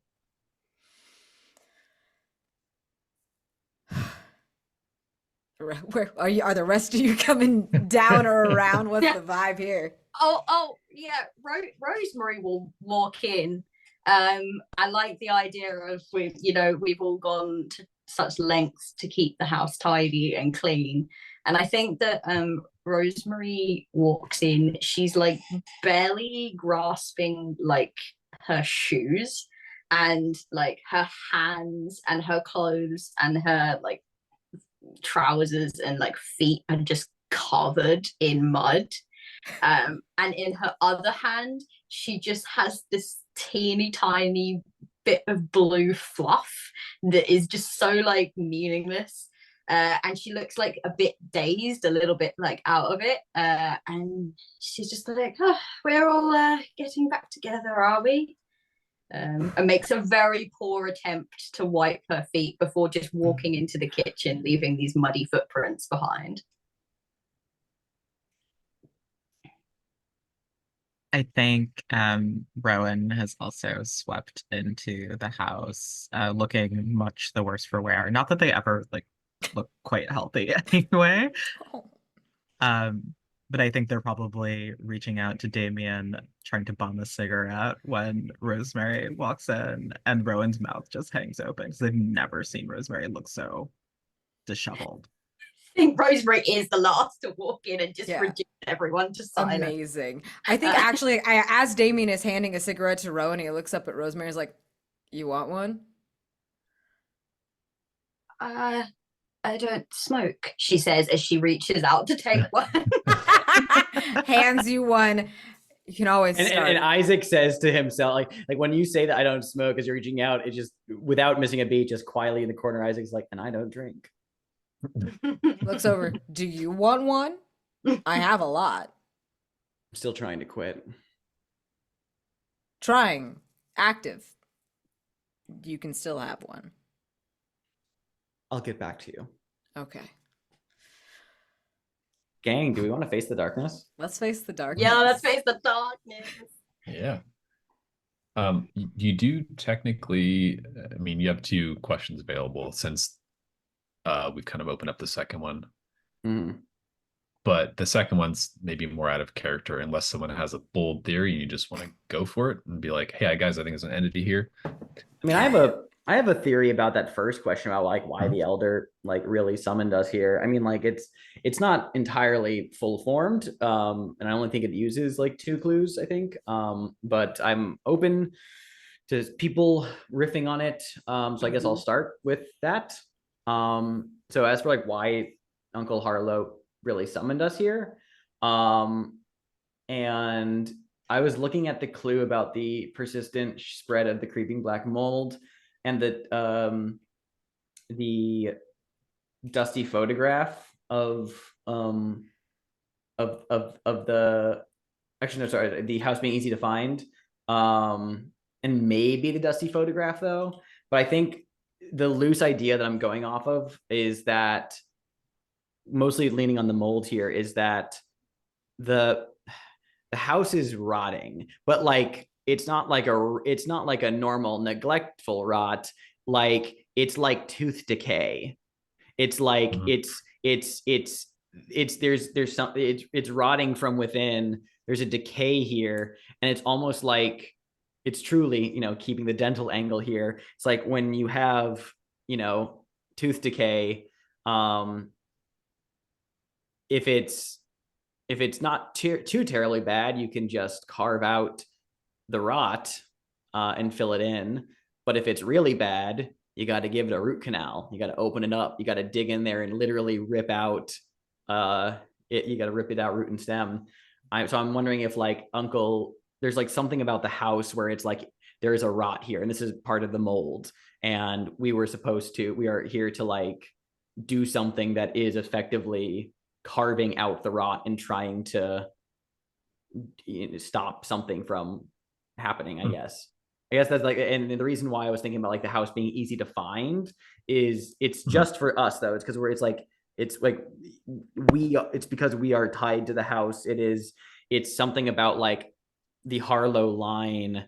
Like if the house rots, we rot. It's like we are connected in some way, and we can all feel that there's something wrong here, right? So it's and the reason we all feel that there's something wrong here, and that it's because we have this connection to the house, and there's something wrong in the house that we're meant to take care of. That's the very bare bones of like the idea I was going with, based on like the mold in the house. Okay, I can probably add another clue into that and say, if the house rots, we rot. Maybe it's not that something has happened to make Rosemary alone. Maybe Rosemary's life is rotting or is crumbling because the house is rotting. And so something needs to be fixed within the house so that we can all find our different forms of happiness.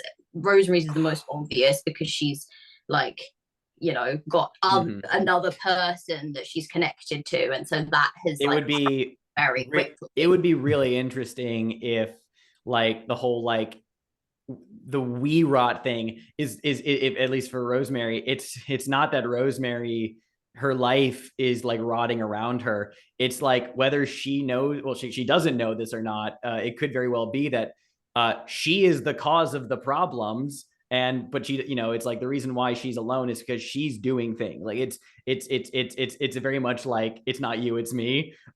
Where it's like the rot makes us worse people in certain ways. I think she has a very particular view on like what true love and romance looks like, and I think that's connected to the house like rotting and crumbling and falling apart corrupts that view in some way. And I think that we probably all have that, but it's like that's like what it's done to Rosemary. So I'm gonna tick that clue then. I don't know. Is this where B decides to lean more into the Holden Caulfield angle for Damon and be like, oh, he actually dropped out and didn't graduate? Like, you read my mind. You read my mind. We all baby. have our fucking rot somehow, like some aspect of us destroying ourselves. It's worse than that, but I'm not going to tell you yet. Oh yeah, I've got some ideas. I don't know, Elle, what are you thinking? No, I mean, I love the theory. I'm trying to see if there's another clue we could get in there. Nothing's obvious to me, though. It seems like we could we call upon him in our hour of need somehow. I feel like that clue might be working towards possibly the entities. Yeah. So I wouldn't mind holding on to that one. Yeah. See, also, I kept the gift one very vague, so yeah. I mean, say what's really in those? I mean, oh wait, Yeah. I was the only one who had a gift that was intact. The rest of yours like were all crumbled and shit. We're all crumbled. Oh. But mine hasn't. Mine hasn't. My life has been fine. oh, sure, Relatively. sure. I was like, I love that you fine. Uh-huh. You're doing great. Ostensibly Isaac's though. doing No, but great. I actually do really like that because even though that's actually really that's a fun use of that clue because it's not necessarily it's not we might use that clue not mechanically just to contextualize an entity thing, but if we use wait, no, sorry, we're talking about the pile of gifts. We can use Yes, that the pile figurine of clue for unopened the gifts. entity. Or But maybe yours hasn't gone yet, but yours is the last to go, but maybe yours is starting to go, and maybe your That's why I felt restaurant lit. maybe your restaurant is a fish restaurant because it was made of like fisherman's lures like that. And I totally love that. I think if it's cool with y'all, we could keep that one to like use for another question, but contextually, without spending it here, kind of use that as a little bit of information. But definitely the pile of the I gifts think because the they were pile all of duplicated. unopened gifts definitely like makes sense. I'm fine using those 4 clues. Totally. Yeah, I love that as great. well because it like gives more texture to Isaac's clear desire to like be the one to hold things together. I think he has this like innate sense that he is the only one left among the siblings who like has the capacity to do that. Like everything else has fallen apart for everyone else. So he has to be the one. Man, that's really good. So to sort of summarize, it's like the elder actually called you back here to fix things because of how connected you all are, both to this place, but also the family line in the sense of like this corruption and this rot. But maybe you can turn it around. Maybe you actually have things together. You're kind of like this last hope kind of thing. You're the next generation of the family line here a little bit. Not to oversimplify it, I feel like everything that's been layered in here is going to persist in a really nice way. Yeah. Yeah. That's great. Who wants to roll it? Well, I think it's clearly Isaac's responsibility. What? No. Okay. I will roll my black bone horn dice for the black mold. Yeah. That should be in the rules. Plus 2. The responsible always rolls. Oh, so might make a note on that. It is a plus 2. Okay, that's not bad. That's a 7. Okay. Just crawling across the finish line there. Yeah. Skirt under there. Yeah. So per the rules, you're correct, but I get to add an unwelcome complication or pursuing the opportunity will be more dangerous. The opportunity here isn't really relevant because the next question's already unlocked. I think I'll just say the complication is that we haven't really defined. You don't know, like, you still don't really know, like, what when happened. Uncle Virgil, what actually happened, how long. So I'm gonna say that like some time has passed, like things have progressed a little further and a little worse than you realized. Oh, he's been gone for a while. Well, gone. Love it. Air quotes. We don't know what's happening with them, but it's been a while. We'll kind of come back to whatever that means. But that would explain why some of the gifts look like they've been out there for a while. Yeah, and everything we've described in the house, in the garden, everything is just kind of gone to shit here. And we have again, remind you have spotlight moves. You can do reassurance moves here. You can do one as a group. I do eventually. I mean, we have some stacked conditions here for sure. Do we go into the night? Is this how this works? Yeah, we kind of entered the night here a little bit, and I think by end of session I will have a sort of like prompt for you all once you decide you're like going to bed and just like a reflection, just a moment thinking about the house or whatever. But until then, what do you do the rest of your time? We can kind of cut forward. Drink, yeah. Not like heavily. Like Isaac is he like he's sipping from, the only reason he's sipping from the bottle is because he really doesn't trust the water quality from the tap to actually clean off any of the dishes in the cabinet. So he's just like drinking, like he takes like occasional sips from the bottle. But he's pretty quiet. He's pretty reflective. He's like trying to like take it all in and try to like untangle it in his mind, and so he can like maintain like control and order and help guide everyone. But it's mostly quiet. So looks around his disheveled siblings. Did any of you find anything enlightening? Rosemary kind of came in dazed. I think she stayed that way for a few minutes, just kind of like smoking, and considering that she doesn't smoke, she seems to kind of be doing it as if she has definitely done it before.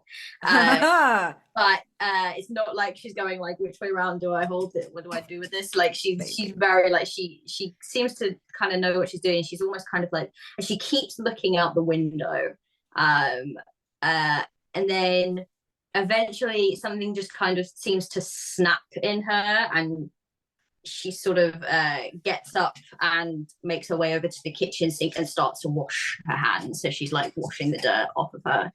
And she says, well, I thought I'd found Ziggy. And she kind of points to the little bit of blue fluff, but apparently not. That's something.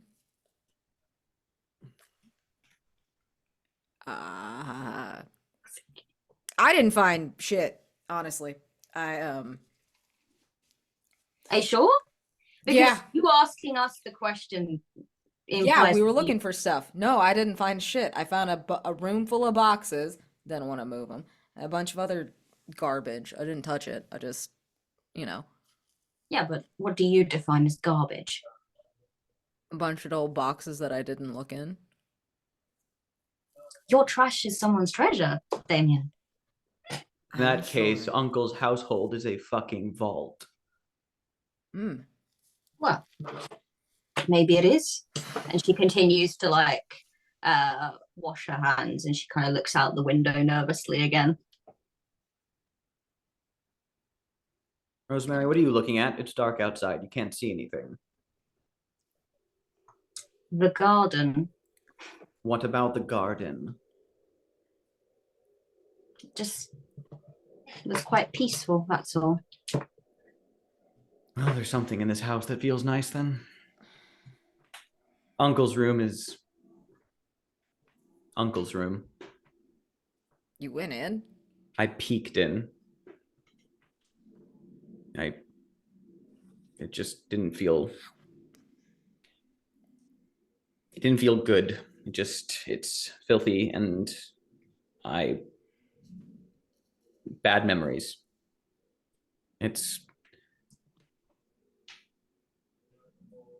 Never mind.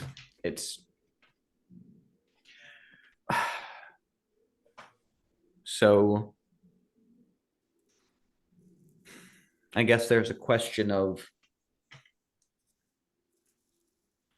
we're here, and as far as I've been able to tell, Uncle hasn't been here for a while. No.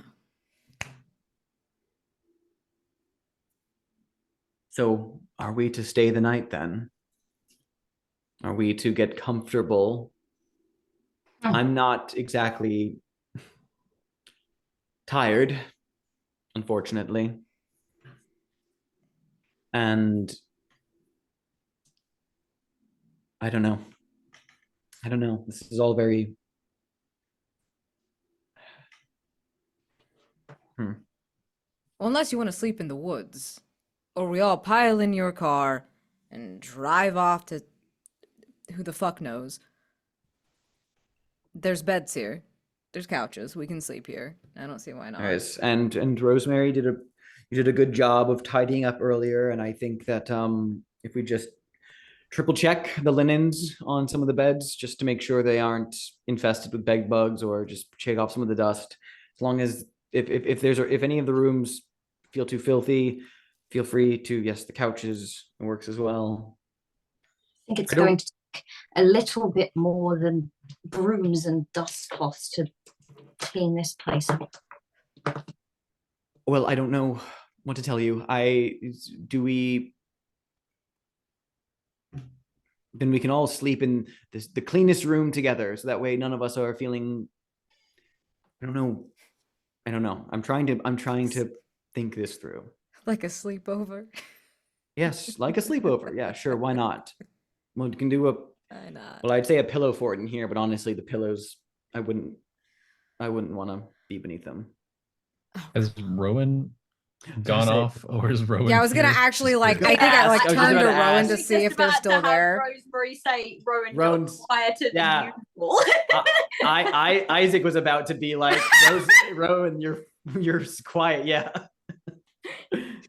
I was thinking that Rowan was there, but I actually think that maybe when we cut to Rowan, they're in the tunnels. We all look over again and they're gone. The cigarette is just like sitting on the table, like still Nice. smoking, and Rowan is gone. So rude. Didn't even take us with you. Let's check out these tunnels. Yeah, I mean, you earned it. You found the secret location. So let's describe it. I assume you've opened the door that you kind of scrape the grime off, and they wind deep under the house, serpentine tunnels.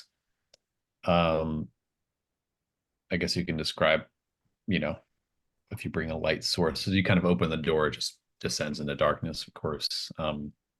There's like wooden braces, packed dirt. In some places you realize it's actually like a natural stone wall, like some almost entrance to, maybe it's a cave system, maybe it's just part of the mountain. And far away from somewhere, you faintly hear echoes of running water.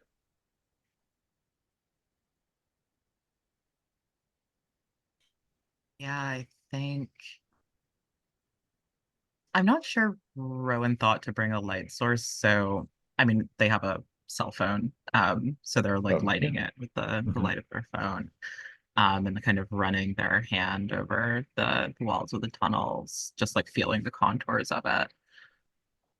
I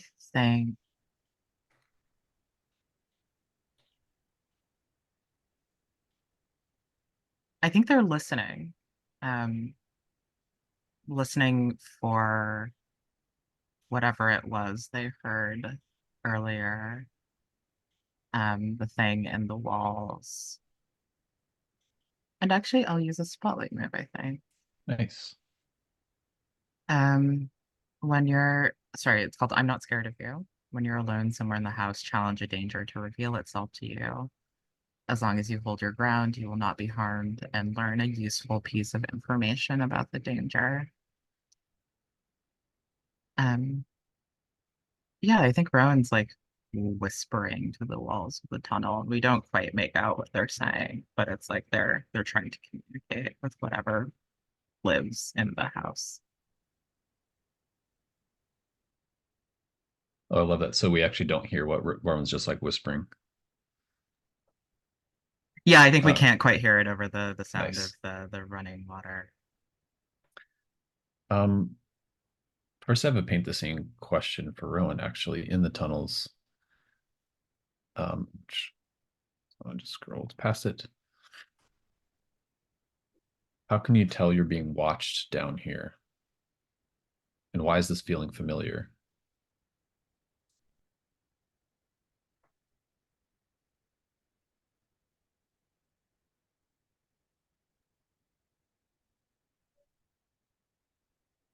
I think briefly at the end of the tunnel, Rowan sees a light, like someone passing by with a torch in their hand.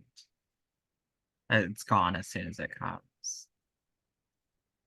I think in that moment, Rowan's having another flashback. They've been in this tunnel before. this is where they went to get their medicine.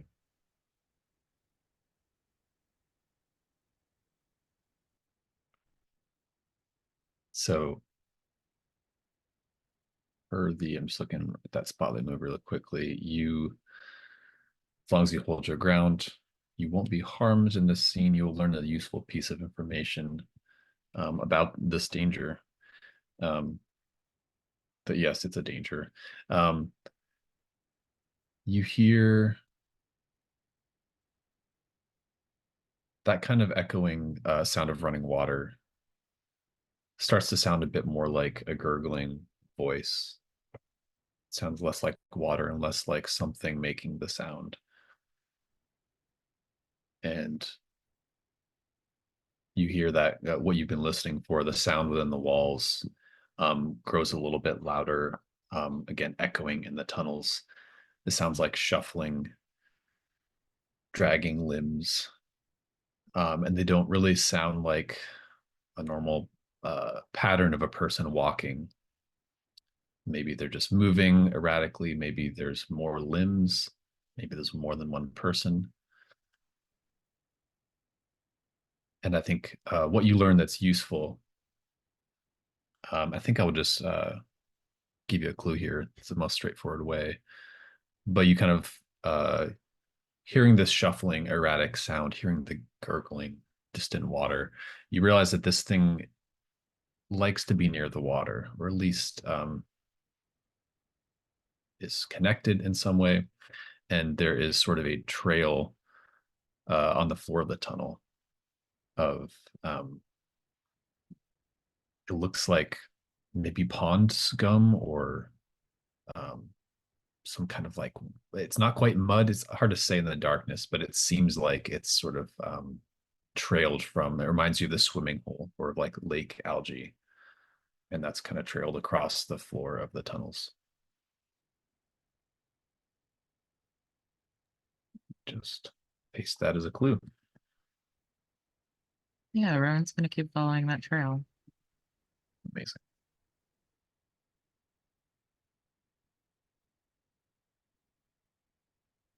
Meanwhile, back upstairs, yeah, I mean, is this a thing that Rowan just does? Do they just kind of go off on their own? Guess the cigarette still being there might be weird. Yeah. Elle, is this a thing Rowan does? Since them and Damien kind of hang? Did they just wander off? I think, yeah, ever since they were a child, I think they never had the sense that anyone really wanted them there. So they kind of came and went as they pleased. So Damien's not even, he's like, oh, okay, they'll come back. But he does put out the cigarette to not waste it and puts it right back on the table. So, well. So you all really didn't find anything interesting or anything enlightening? I didn't find anything. I felt something. What did you feel? It's just a feeling. It doesn't matter, does it? It might. I don't know. It was so peaceful out there, and then it was too peaceful. It was like it was dead instead of sleeping.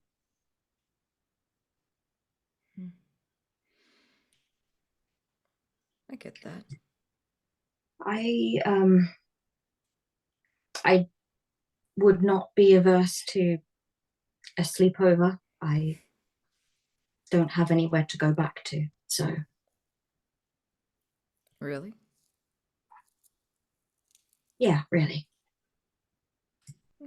How Guess we're the about same. me like squint over at Damien? What do you mean? I don't have anywhere else to be.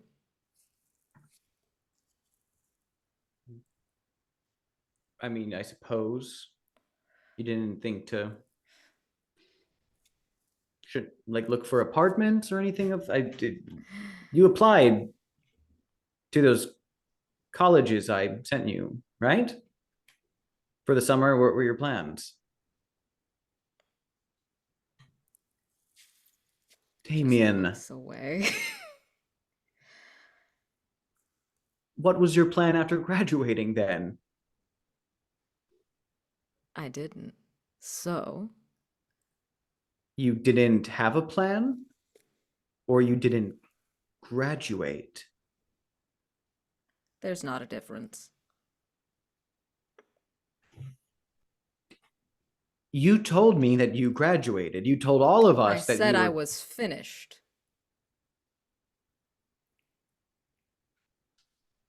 Why did you quit? What happened? Listen, this is not did you important wait, right now. did you fail? No, this is very important. What happened? It's not. Just get off Damien's back for a moment, will you? Oh, I'm sorry. Forgive me Thank for you. being concerned about the future prospects of our youngest brother. I just told you I'm getting divorced. We know. No. All right. Get off Rosemary's Just back. like, Oh she just no. like storms off upstairs. Rosemary. God damn it.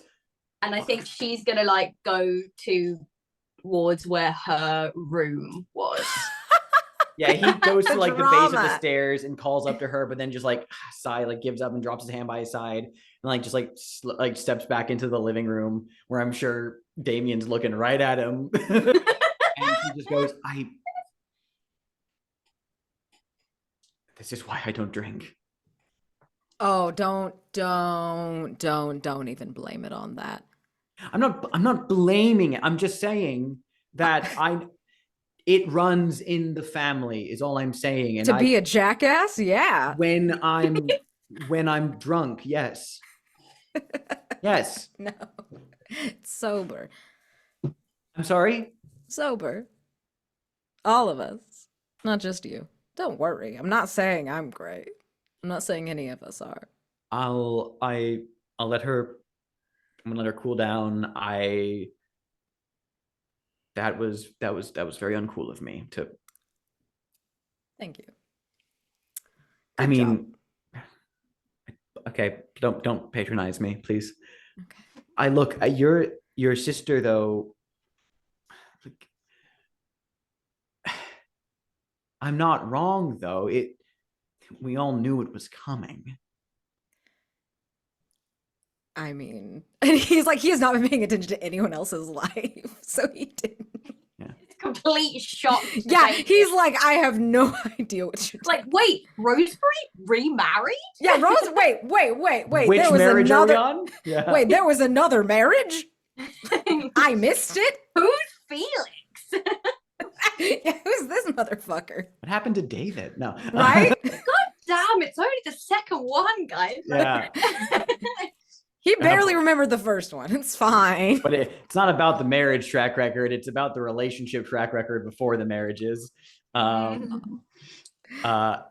just so like much sighs. judgment in this family. Yeah, Really bad people. He settles down into like a chair and like in the living room, and just like rubs his temples and just like has like is like huddled up against himself, always like he's fucking cold. And he does not let the subject drop though. After like a moment's silence, he does turn it fully back onto Damien's schooling. He's just being like, oh my God. I'm not trying to come off as judgy. Okay. I just want to know what happened. Was it grades? Did something happen? It's a bunch of things. Grades. Things. It. Listen. I don't think that's that pressing right now. It's really not. I think what's pressing right now is this. No, you're shit. You're right. No, you're right. It's not nothing. You know what I mean? We can I will promise to table it for now. Thank you. Yes. That's all I ask. Okay. And you know what? I'm going to. And if you need work, I mean, I'd be happy to. I mean, if you want a job, we can talk about that. Like, again, we can save it for later. Just putting it out there. Like, I don't want you to be like homeless or unmoored just because of this. Like, Thanks. Appreciate that. of course. I'll think about cut that. in here. Go ahead. Yeah, go ahead. I think we have, because I want to introduce one more. Yeah. There's actually a group echo in time. Yes. Oh. So I'm going to give you some prompts, and we might take maybe like a 5-minute break here to think about them. Unless, do y'all want to? Does that work better? I think it works. I like taking a little break to think about it. Let's do that. To So cool I'll introduce it answers. first. Yeah. Have fucked up answers. This is a group echo in time. It's not happening because anyone rolled a miss. It's just the place you're in here. First, we're going to flash back to the house. This, as we draw towards nightfall. Flash back to the first night you all stayed over as children. And it's the start of summer. Magic's afoot. The woods glitter with fireflies. The night air is thick with the promise of thunderstorms. And you've all been dropped off at the house for the weekend while your parents are away on some kind of trip. And after this long day, after this evening that felt like it would never end, it's finally time for bed. You're all winding down. The marshmallows are all gone. The campfire you made in the yard is this dull ember glow. And no one has made you take down the blanket forts or put away your flashlights. You've just been given this taste of freedom. And this is a paint the scene for everyone, just kind of taking this in and thinking about the day. The elder, Uncle Virgil, has usually been this imposing figure with few words to spare for children. But how has he softened the longer that you've been around today? How can you tell that he's actually happy to have you here, even if he's trying not to show it?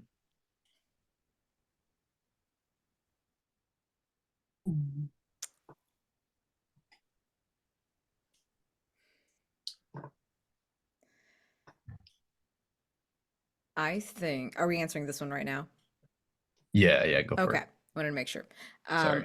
I think that he's actually like kind of spent time with us in like that gruff old man way, like showing us how to do stuff a little bit, or like showing like helped us start the fire, made sure, like showed us like a trail to the swimming hole that's like the good one, like I think he's like on purpose made sure that he has kind of been like an adult who's around, who's like, nice is a strong word, but like a vaguely comforting presence, as in like he's got this, he's like an authority figure who's like, but he's kind of like a little unnecessary, like in terms of the stuff he's been doing for us, like he didn't have to do the stuff, but he did it.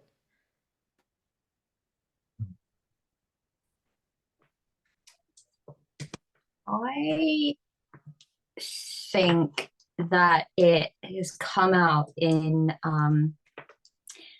we've talked a lot about him being like a bit of a drinker, and he's normally like a gruff guy that keeps to himself and doesn't really engage with anyone.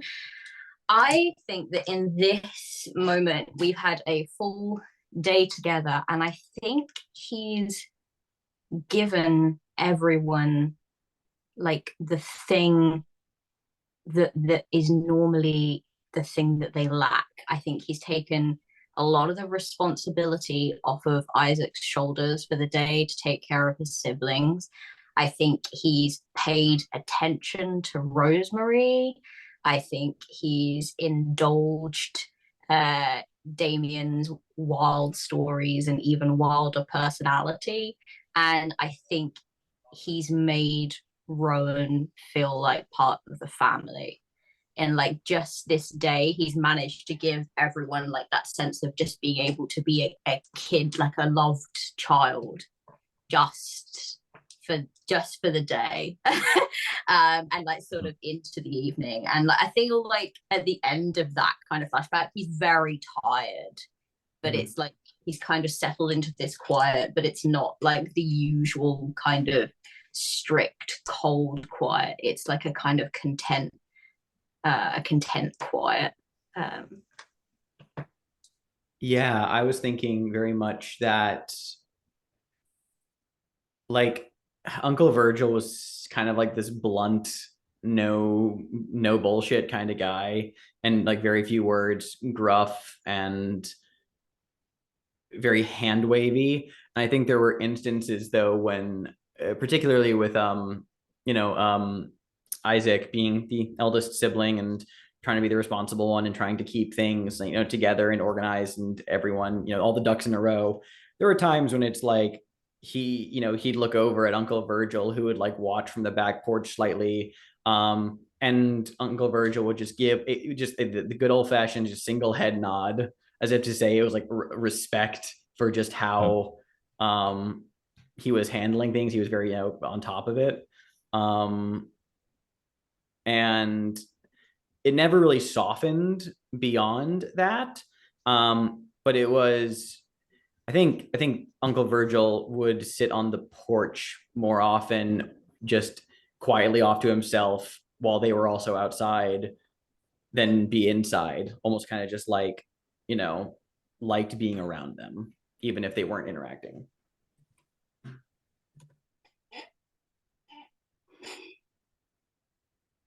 I think also this would have been back when Rowan wasn't quite speaking yet, and that had somehow or often been frustrating for the Harlow parents, and Rowan had gotten used to sort of being dismissed. And Uncle Virgil wasn't totally absolved of that either, but I think the longer we stayed with him, the more he would try to get Rowan to open up. And after a while, they started developing a kind of sign language between them. And the first words that they decided on were house, family, and gift. Oh, love that. Let's take just a quick 5-minute break here. Think about those prompts that I messaged you, and then we will come back and narrate them. See y'all in just a few.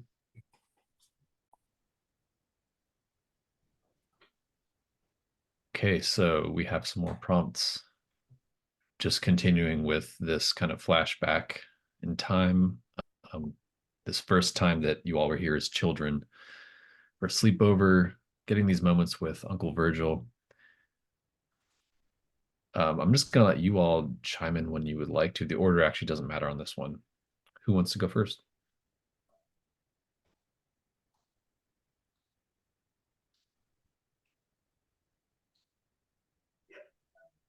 I'll go first. All right.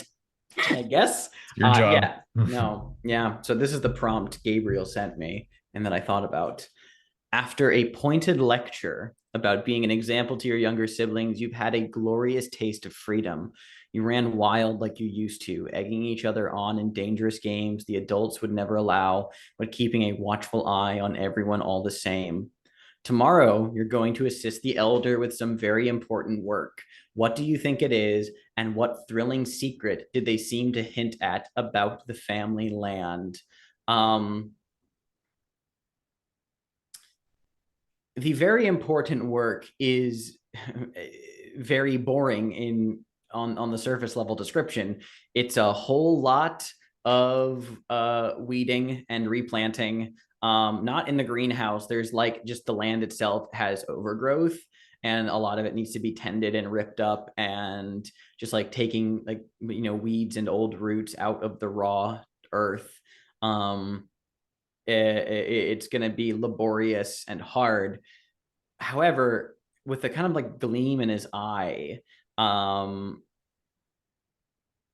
like Uncle Virgil kind of like hinted at, like, and maybe if we're lucky, we'll dig up some of that that old treasure, because there is a rumor, perhaps an old tale, a secret perhaps, and this ties into kind of something we had touched on with the tunnels earlier, which is that in these hills at one point there were once some gangsters who some famous gangsters fled in the hills with a whole lot of stolen money. Classic childhood dreaming of you finding this famously lost criminals. It's like we're gonna find DB Cooper, it's like we're gonna find this this whole bunch of like money or gold that like Donnie Scaramucci or whatever his fucking name is, like stole from this bank in a famous case back in the 40s, and it's rumored to be out here in the Smoky Mountains.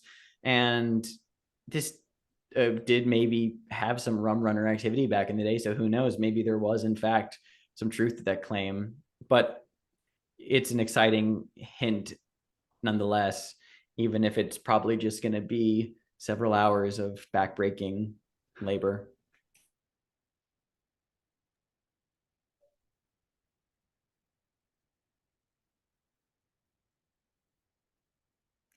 If nobody else wants to go next, I have mine. Back and forth. You're exhausted from the excitement of the day, but trying hard not to show it. You've explored most of the house, the garden, and much of the woods as you could before it's time for dinner. There's so much more waiting for you tomorrow. What secret treasure have you brought into the house from outside? And why would the elder be mad if they knew you had it? And I think it's like we flash from this idea of like buried treasure to a very, very small Damien in the woods. Like early elementary, max. And he is like just out there by himself. He's probably wandered off from the rest of you. And there's a little, like he's come to the edge of the lake or the pond, or the little bit of body of water, and he's just got a stick and he's just kind of poking at it, and almost like no one would believe him if he said it, and he's not sure he believes it, but the water seems to move of its own volition up like a hand, very gentle, not scary, and kind of pushes something up to the shore. And it's a dead mouse with a little like gold, it's like wrapped up in like a little golden locket, like it was wearing it. And he's immediately enamored. There's something wrong with this child, but he's immediately enamored, and he like picks it up and he like dries it off really carefully and gets it all fluffy, and he's like and he's like, oh my god, I'm gonna save it, it's mine, it's like I'm gonna keep it. And so he has this little dead mouse that he found, this little dead wild animal that he has put in a little box, and is like, I'm gonna figure out what to do with this. But he's like, of course bringing this in the house is unhinged, it's a dead thing from the woods. But he's like 5 and doesn't think about that. He thinks about how neat it is, and maybe he has shown one of you as like, look what I got given, look, I got a gift.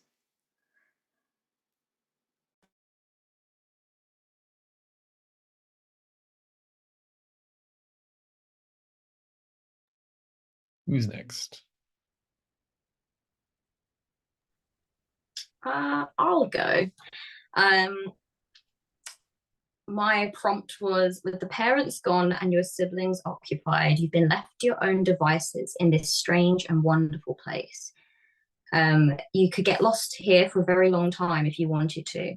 You saw something miraculous near the house. You knew in your bones that it was real, but couldn't explain it. And even if you could, no one would believe you. What was it, and what did you think it means? I think that this probably took place sort of like, I think there's a fairly well like worn path kind of around the sort of like the watering hole, the swimming hole, as it were, or the lake. And it sort of half leads into the woods, but it's a bit more rocky and less well trodden. And I think that with no one around to really watch her, which is quite common for Rosemary, she gets a little braver and she decides to go for a little wander in the woods just to kind of see, maybe she's kind of enchanted by a sort of strange flower. And as she kind of walks further and further in, she begins to hear the sound of a like humming coming from within. And so she starts to follow that. And ends up tripping over a root that had kind of stuck up in the ground. Her glasses sort of fly off. And she is caught by someone that kind of hold onto her arm, and she looks up at them and she can just about blearily make out the features because they're quite close to her. And she knows without a doubt that it is from the photo, it is Uncle Virgil's lost love, Auntie Letty. And she knows, she recognizes her almost immediately because she's seen that photos and drawings and things around the house. And this figure kind of says, careful, child, you'll knock your teeth out, and once they're gone, they don't grow back. And she kind of blinks and immediately looks to grab her glasses. And when she puts them back on, the figure is gone, of course, and no one would believe her, even if she were to tell them that she had seen that person. Amazing. I feel like we've escalated perfectly, and I'm really actually glad that we're getting Rowan's at the end. Mm-hmm. The stay at Uncle Virgil's has only been made more entertaining by swapping stories between the siblings, things that we've heard about this place, things that we've seen, things that we've done, each of us striving to outdo the other. It's a game we all play, but Rowan has always been the master ever since they began participating. And when it's time for scary stories in the dark, Rowan tells the most terrifying one they know. I think they don't quite get that the stories everyone is telling are all made up. Rowan just says what they've seen. And tonight they tell a story of the first night in the house on one of their late night creeps to the kitchen for water. And Rowan, too, saw a woman that they had never met, but only seen in photos. But she was hunched over the kitchen counter. And when she turned, blood was soaking the front of her nightgown, and there was this suffocating smell of decay. And in her hand, she clutched a jar full of teeth that she bent down to hold under Rowan's nose. And Rowan thought that they would gag, be sick. But somehow on instinct, instead they spit into the jar and they watched one of their own teeth, impossibly black, clatter into it. And it was on that night, right after that, that they said their first word aloud. And it was more of a question than anything. Gift, they said. And Auntie Letty nodded. And in this strange, burbling voice, like she was drowning in her own putrefied insides, she said, First of many, if you're good.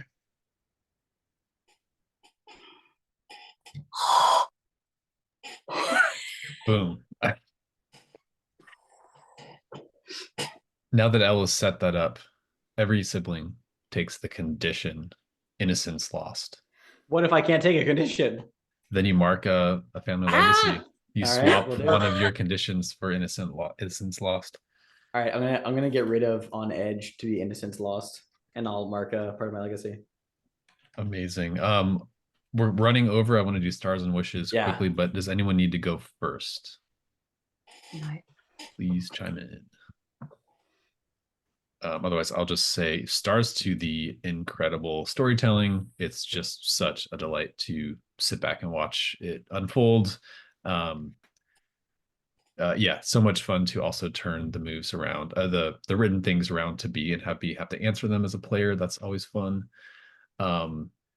Stars to Rowan for beelining for the tunnels, just heading into danger. Someone's got to be that player, so that's always fun. The different sibling dynamics were really fun. The tension building, love seeing that. And stars to if the house rots, we rot. Just the layer upon layer of themes happening. Yeah.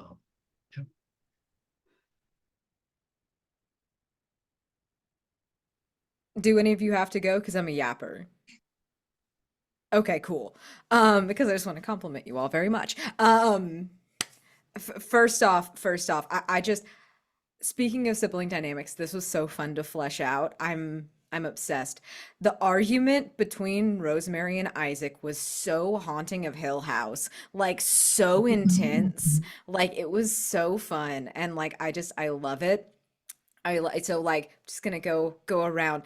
Rosemary's whole thing, like very like Nell, and I'm really loving it. Like it's just like she's really being super kind and reasonable, and this place isn't.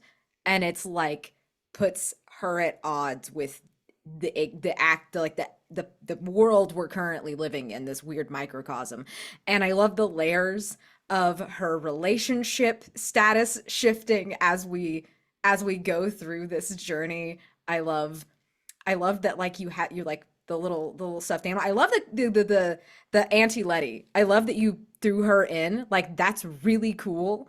Like you as a player cat have built this mythos really well around specifically the human beings that are like part of this story, and it's really delicious. Specific star to all of our names on as epitaphs. Holy fuck. Whoo!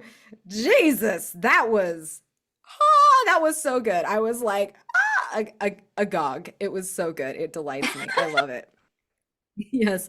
Yeah, the worse the better. Everybody doing the teeth thing. God, Jesus Christ, I love it. Oh, just I'm like Rowan is such a little freak, and I love them. Yeah, stars to going into the tunnel.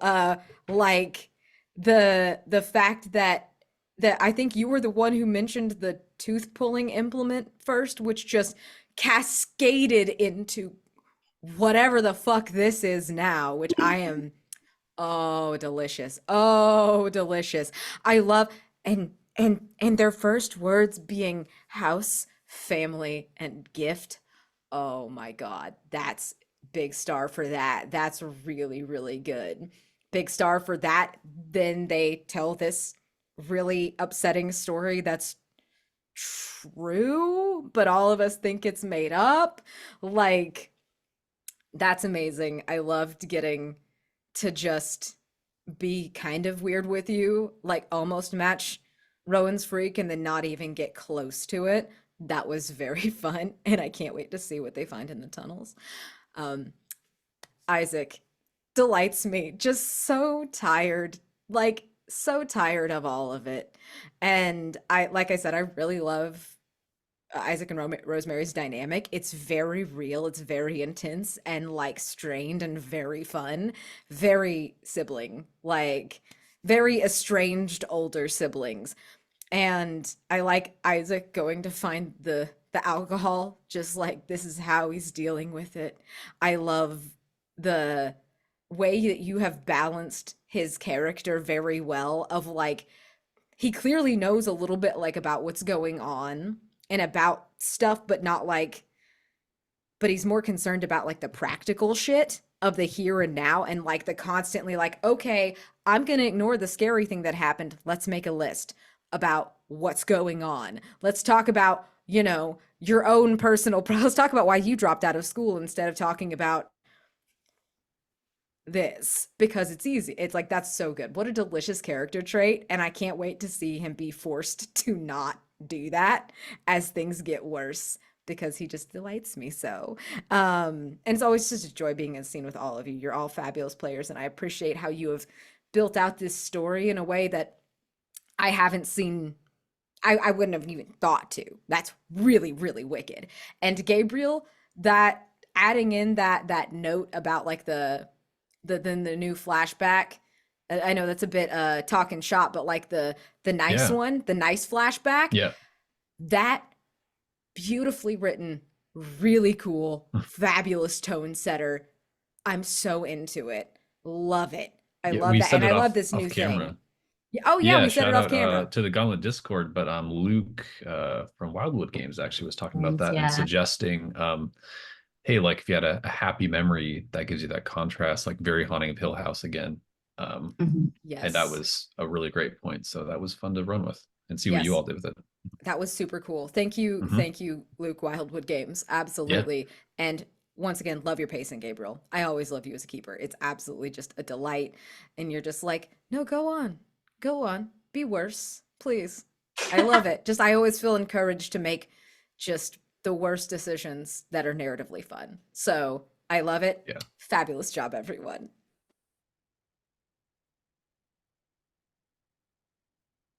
Yeah, no, this was so fucking atmospheric and creepy. This is probably, like, when I say like slow burn in the most positive sense, this is like the kind of stuff I'm here for, where it's like, it's a lot of like, not a lot happened, but a lot happened, you know, and it's very satisfying from like a cinematic narrative gameplay like perspective, because it's dripping with character and atmosphere. So yeah, like the stars, to again, like the argument between Kat and Isaac, just developing out of just the role play, and it was a really good scene, and it feels like that this is one of those instances where it's not just that there are good role players at the table. It's like there's a good foundation from what the game is having us do and the mechanics we engage with that like sets up those scenes better, even without it was like a strict mechanic telling us to do it. It just, we were clicked in, and it was really good. Star to the blueberry rosemary tea. That's a fun detail. Star, I mean, like, it's like a begrudging star to just everything that Elle's doing with Rowan. It's so fucking creepy. I'm convinced that Rowan is the bad guy. Rowan is the worst. Rowan is the evil one. That fucking scene at the end there started that with the whole like your first word being gift. Disgusting, terrible, feel bad, but I love it. And yeah, no, these echoes in time were very, very creepy, very cool. I liked everyone's. And I guess a general star to us going all in on the dental horror today. Like, we really were like, we're gonna lean in on it harder, and we really, really did. And I'm glad we did, because I love me some dental horror. So yeah, just an overall star. I don't know, like, I'm really into like what's happening here, and I'm excited to see how it pans out. I really want to like dig into the blood and guts that we're getting here, I think. Also, yeah, I mean, I do want to, we got a little taste of it with Damien and Isaac, but like, having like, you know, we have this mechanic for reassurance, and, you know, aside from just triggering it, I'm definitely like wanting to explore more of this kind of like genuine, like one-on-one kind of interaction thing. And yeah, I'm just curious to see how this unfolds next. It's kind of a wish or a quick mention, but part of the intention of writing that move the way it is, it's not a vulnerable move you can just do. You still have to roll. So I'm really interested to see an attempt at reassurance and for it to fail and get worse. So the game has that as a possibility. So yeah. Yeah, I mean, so much stuff has already been said, and I don't want to just keep repeating. But so first of all, big start of the dental horror. Didn't realize it was a thing that I was like particularly feeling one way or another, but definitely had a reaction to it in a good way. I was like, what the actual fuck? But also give me more. I really enjoyed I am really enjoyed the building of the like sibling dynamic. I am enjoying the fact that like we keep having moments of just turning around and being like, wait, where did Rowan go? Because that just feels very in keeping with the character that's kind of like hanging on the edge, but also it's nice to have like those moments too of all of us together. I think that was one of my wishes from last week, so I'm glad that we got to have that time where we actually just all sat together and like hashed it out and opened presents of all things, and like kind of had some bigger group interaction moments. I liked also that we also got to go off and do our own little thing too. Yeah, Rowan is creeping me out in the best way. I'm loving Elle's evocative descriptions. They're just so like setting the scene, setting the mood and the tone like perfectly. It's beautiful. The Damien is such a little shit and I love it. You always need that like person that just comes in with the like shitty comment. I love that when like Rosemary and Isaac kind of got into it, Damien was just like there as that third sibling that was like, did you? And like just you could tell if it had become a big argument, there would have been some like little shit stirring comments in there of just like, oh, he's got a point, oh no, she's got a point. Like you can just absolutely tell the kind of sibling that Damien is. Isaac, Gisander, I think that I really enjoyed that scene just because sometimes like playing out tension, playing out arguments can be uncomfortable to do at the table, but it didn't feel that at all. It was just like and it didn't like drag out. It wasn't like a really long thing. It was just like a very short, like concise, tense scene. I do also completely agree. It's very Hill House, which feels in keeping with the game's themes. Yeah, I really enjoyed like playing with some of the mechanics today a little bit more. I liked all the narrative prompts. Gabriel, I like the way that you built them into the game. I like that you kind of gave us time to think about some of them, and some of them we kind of had to think of on the spot. I kind of liked that mix of it. And I thought that the nice one, the nice prompt, was actually a really nice thing to put in, because like they were children once and they did like get on, and it's kind of nice to have that juxtaposition, because then you kind of sit there thinking, how do they get here? And also because of what we ended up going with it being like, oh, they're like rotting and so the house is rotting, or maybe vice versa, it's like interesting to see them as like very sweet, like innocent, almost like nice children, and then the way that they've kind of grown up and what that entails and what that means. I'm looking forward to seeing more of this entity that seems to be appearing to people in different ways. I think we're getting to a pretty good point where we might be able to start answering more questions, which is very exciting. And yeah, I'm very excited for more.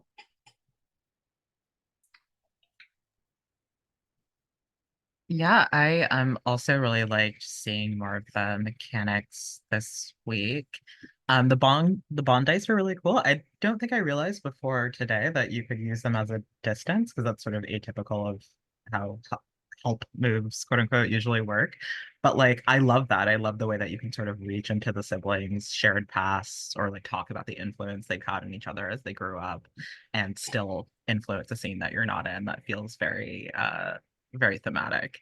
I also am really enjoying the way the mechanics sort of reinforce the narrative pacing, like both with the kind of echoes in time as a timing mechanic, but also, I was like thinking about using my inheritance move all session.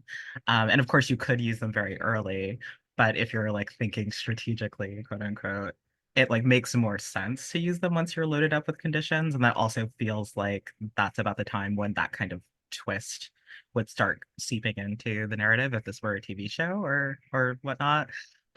So that feels really good because I think I'm going to have to start using all of my tools and tricks next session. But it's going to create like uh yeah, it paces the narrative in a way that feels right. Um, and in terms of things that I loved about the role play, basically everything, but some small moments I liked. Rosemary screaming when she opened her gift.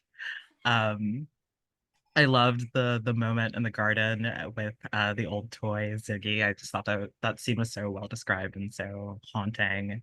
Um, I loved Alex's dental horror echo in time. I loved watching everyone squirm during that as well. And I just love Isaac's whole thing. Like in the way that you portray him, Alex, I can see so clearly this like little boy who at some point was like, oh, our parents are dead. That means father's gone.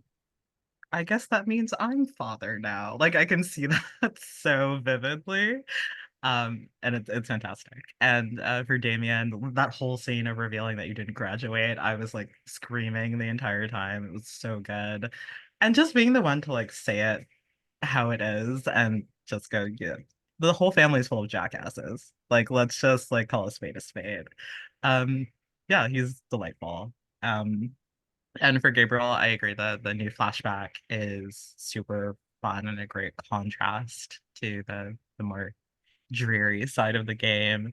Um, and I think like the way that you helped us all weave in the motifs that we were working with, like there was one description of the house sort of swallowing up rooms that you added that was like so evocative that I really liked. Yeah, I feel like I talked a lot, so I'm gonna stop, but I had a good time. Oh yeah, absolutely. Great time, amazing story, really, really enjoying it. And yeah, just a final wish to see how it all comes together at the end, how you have all these tools on the table, and the more you mark those family legacies, the more the playbooks will pit you against each other. So I'm really, really curious to see how it plays out. Any other stars and wishes for anybody? Awesome. Thanks so much, everyone. Sorry we're going over, but cannot wait to see next session and see you all next week. Bye. Yay.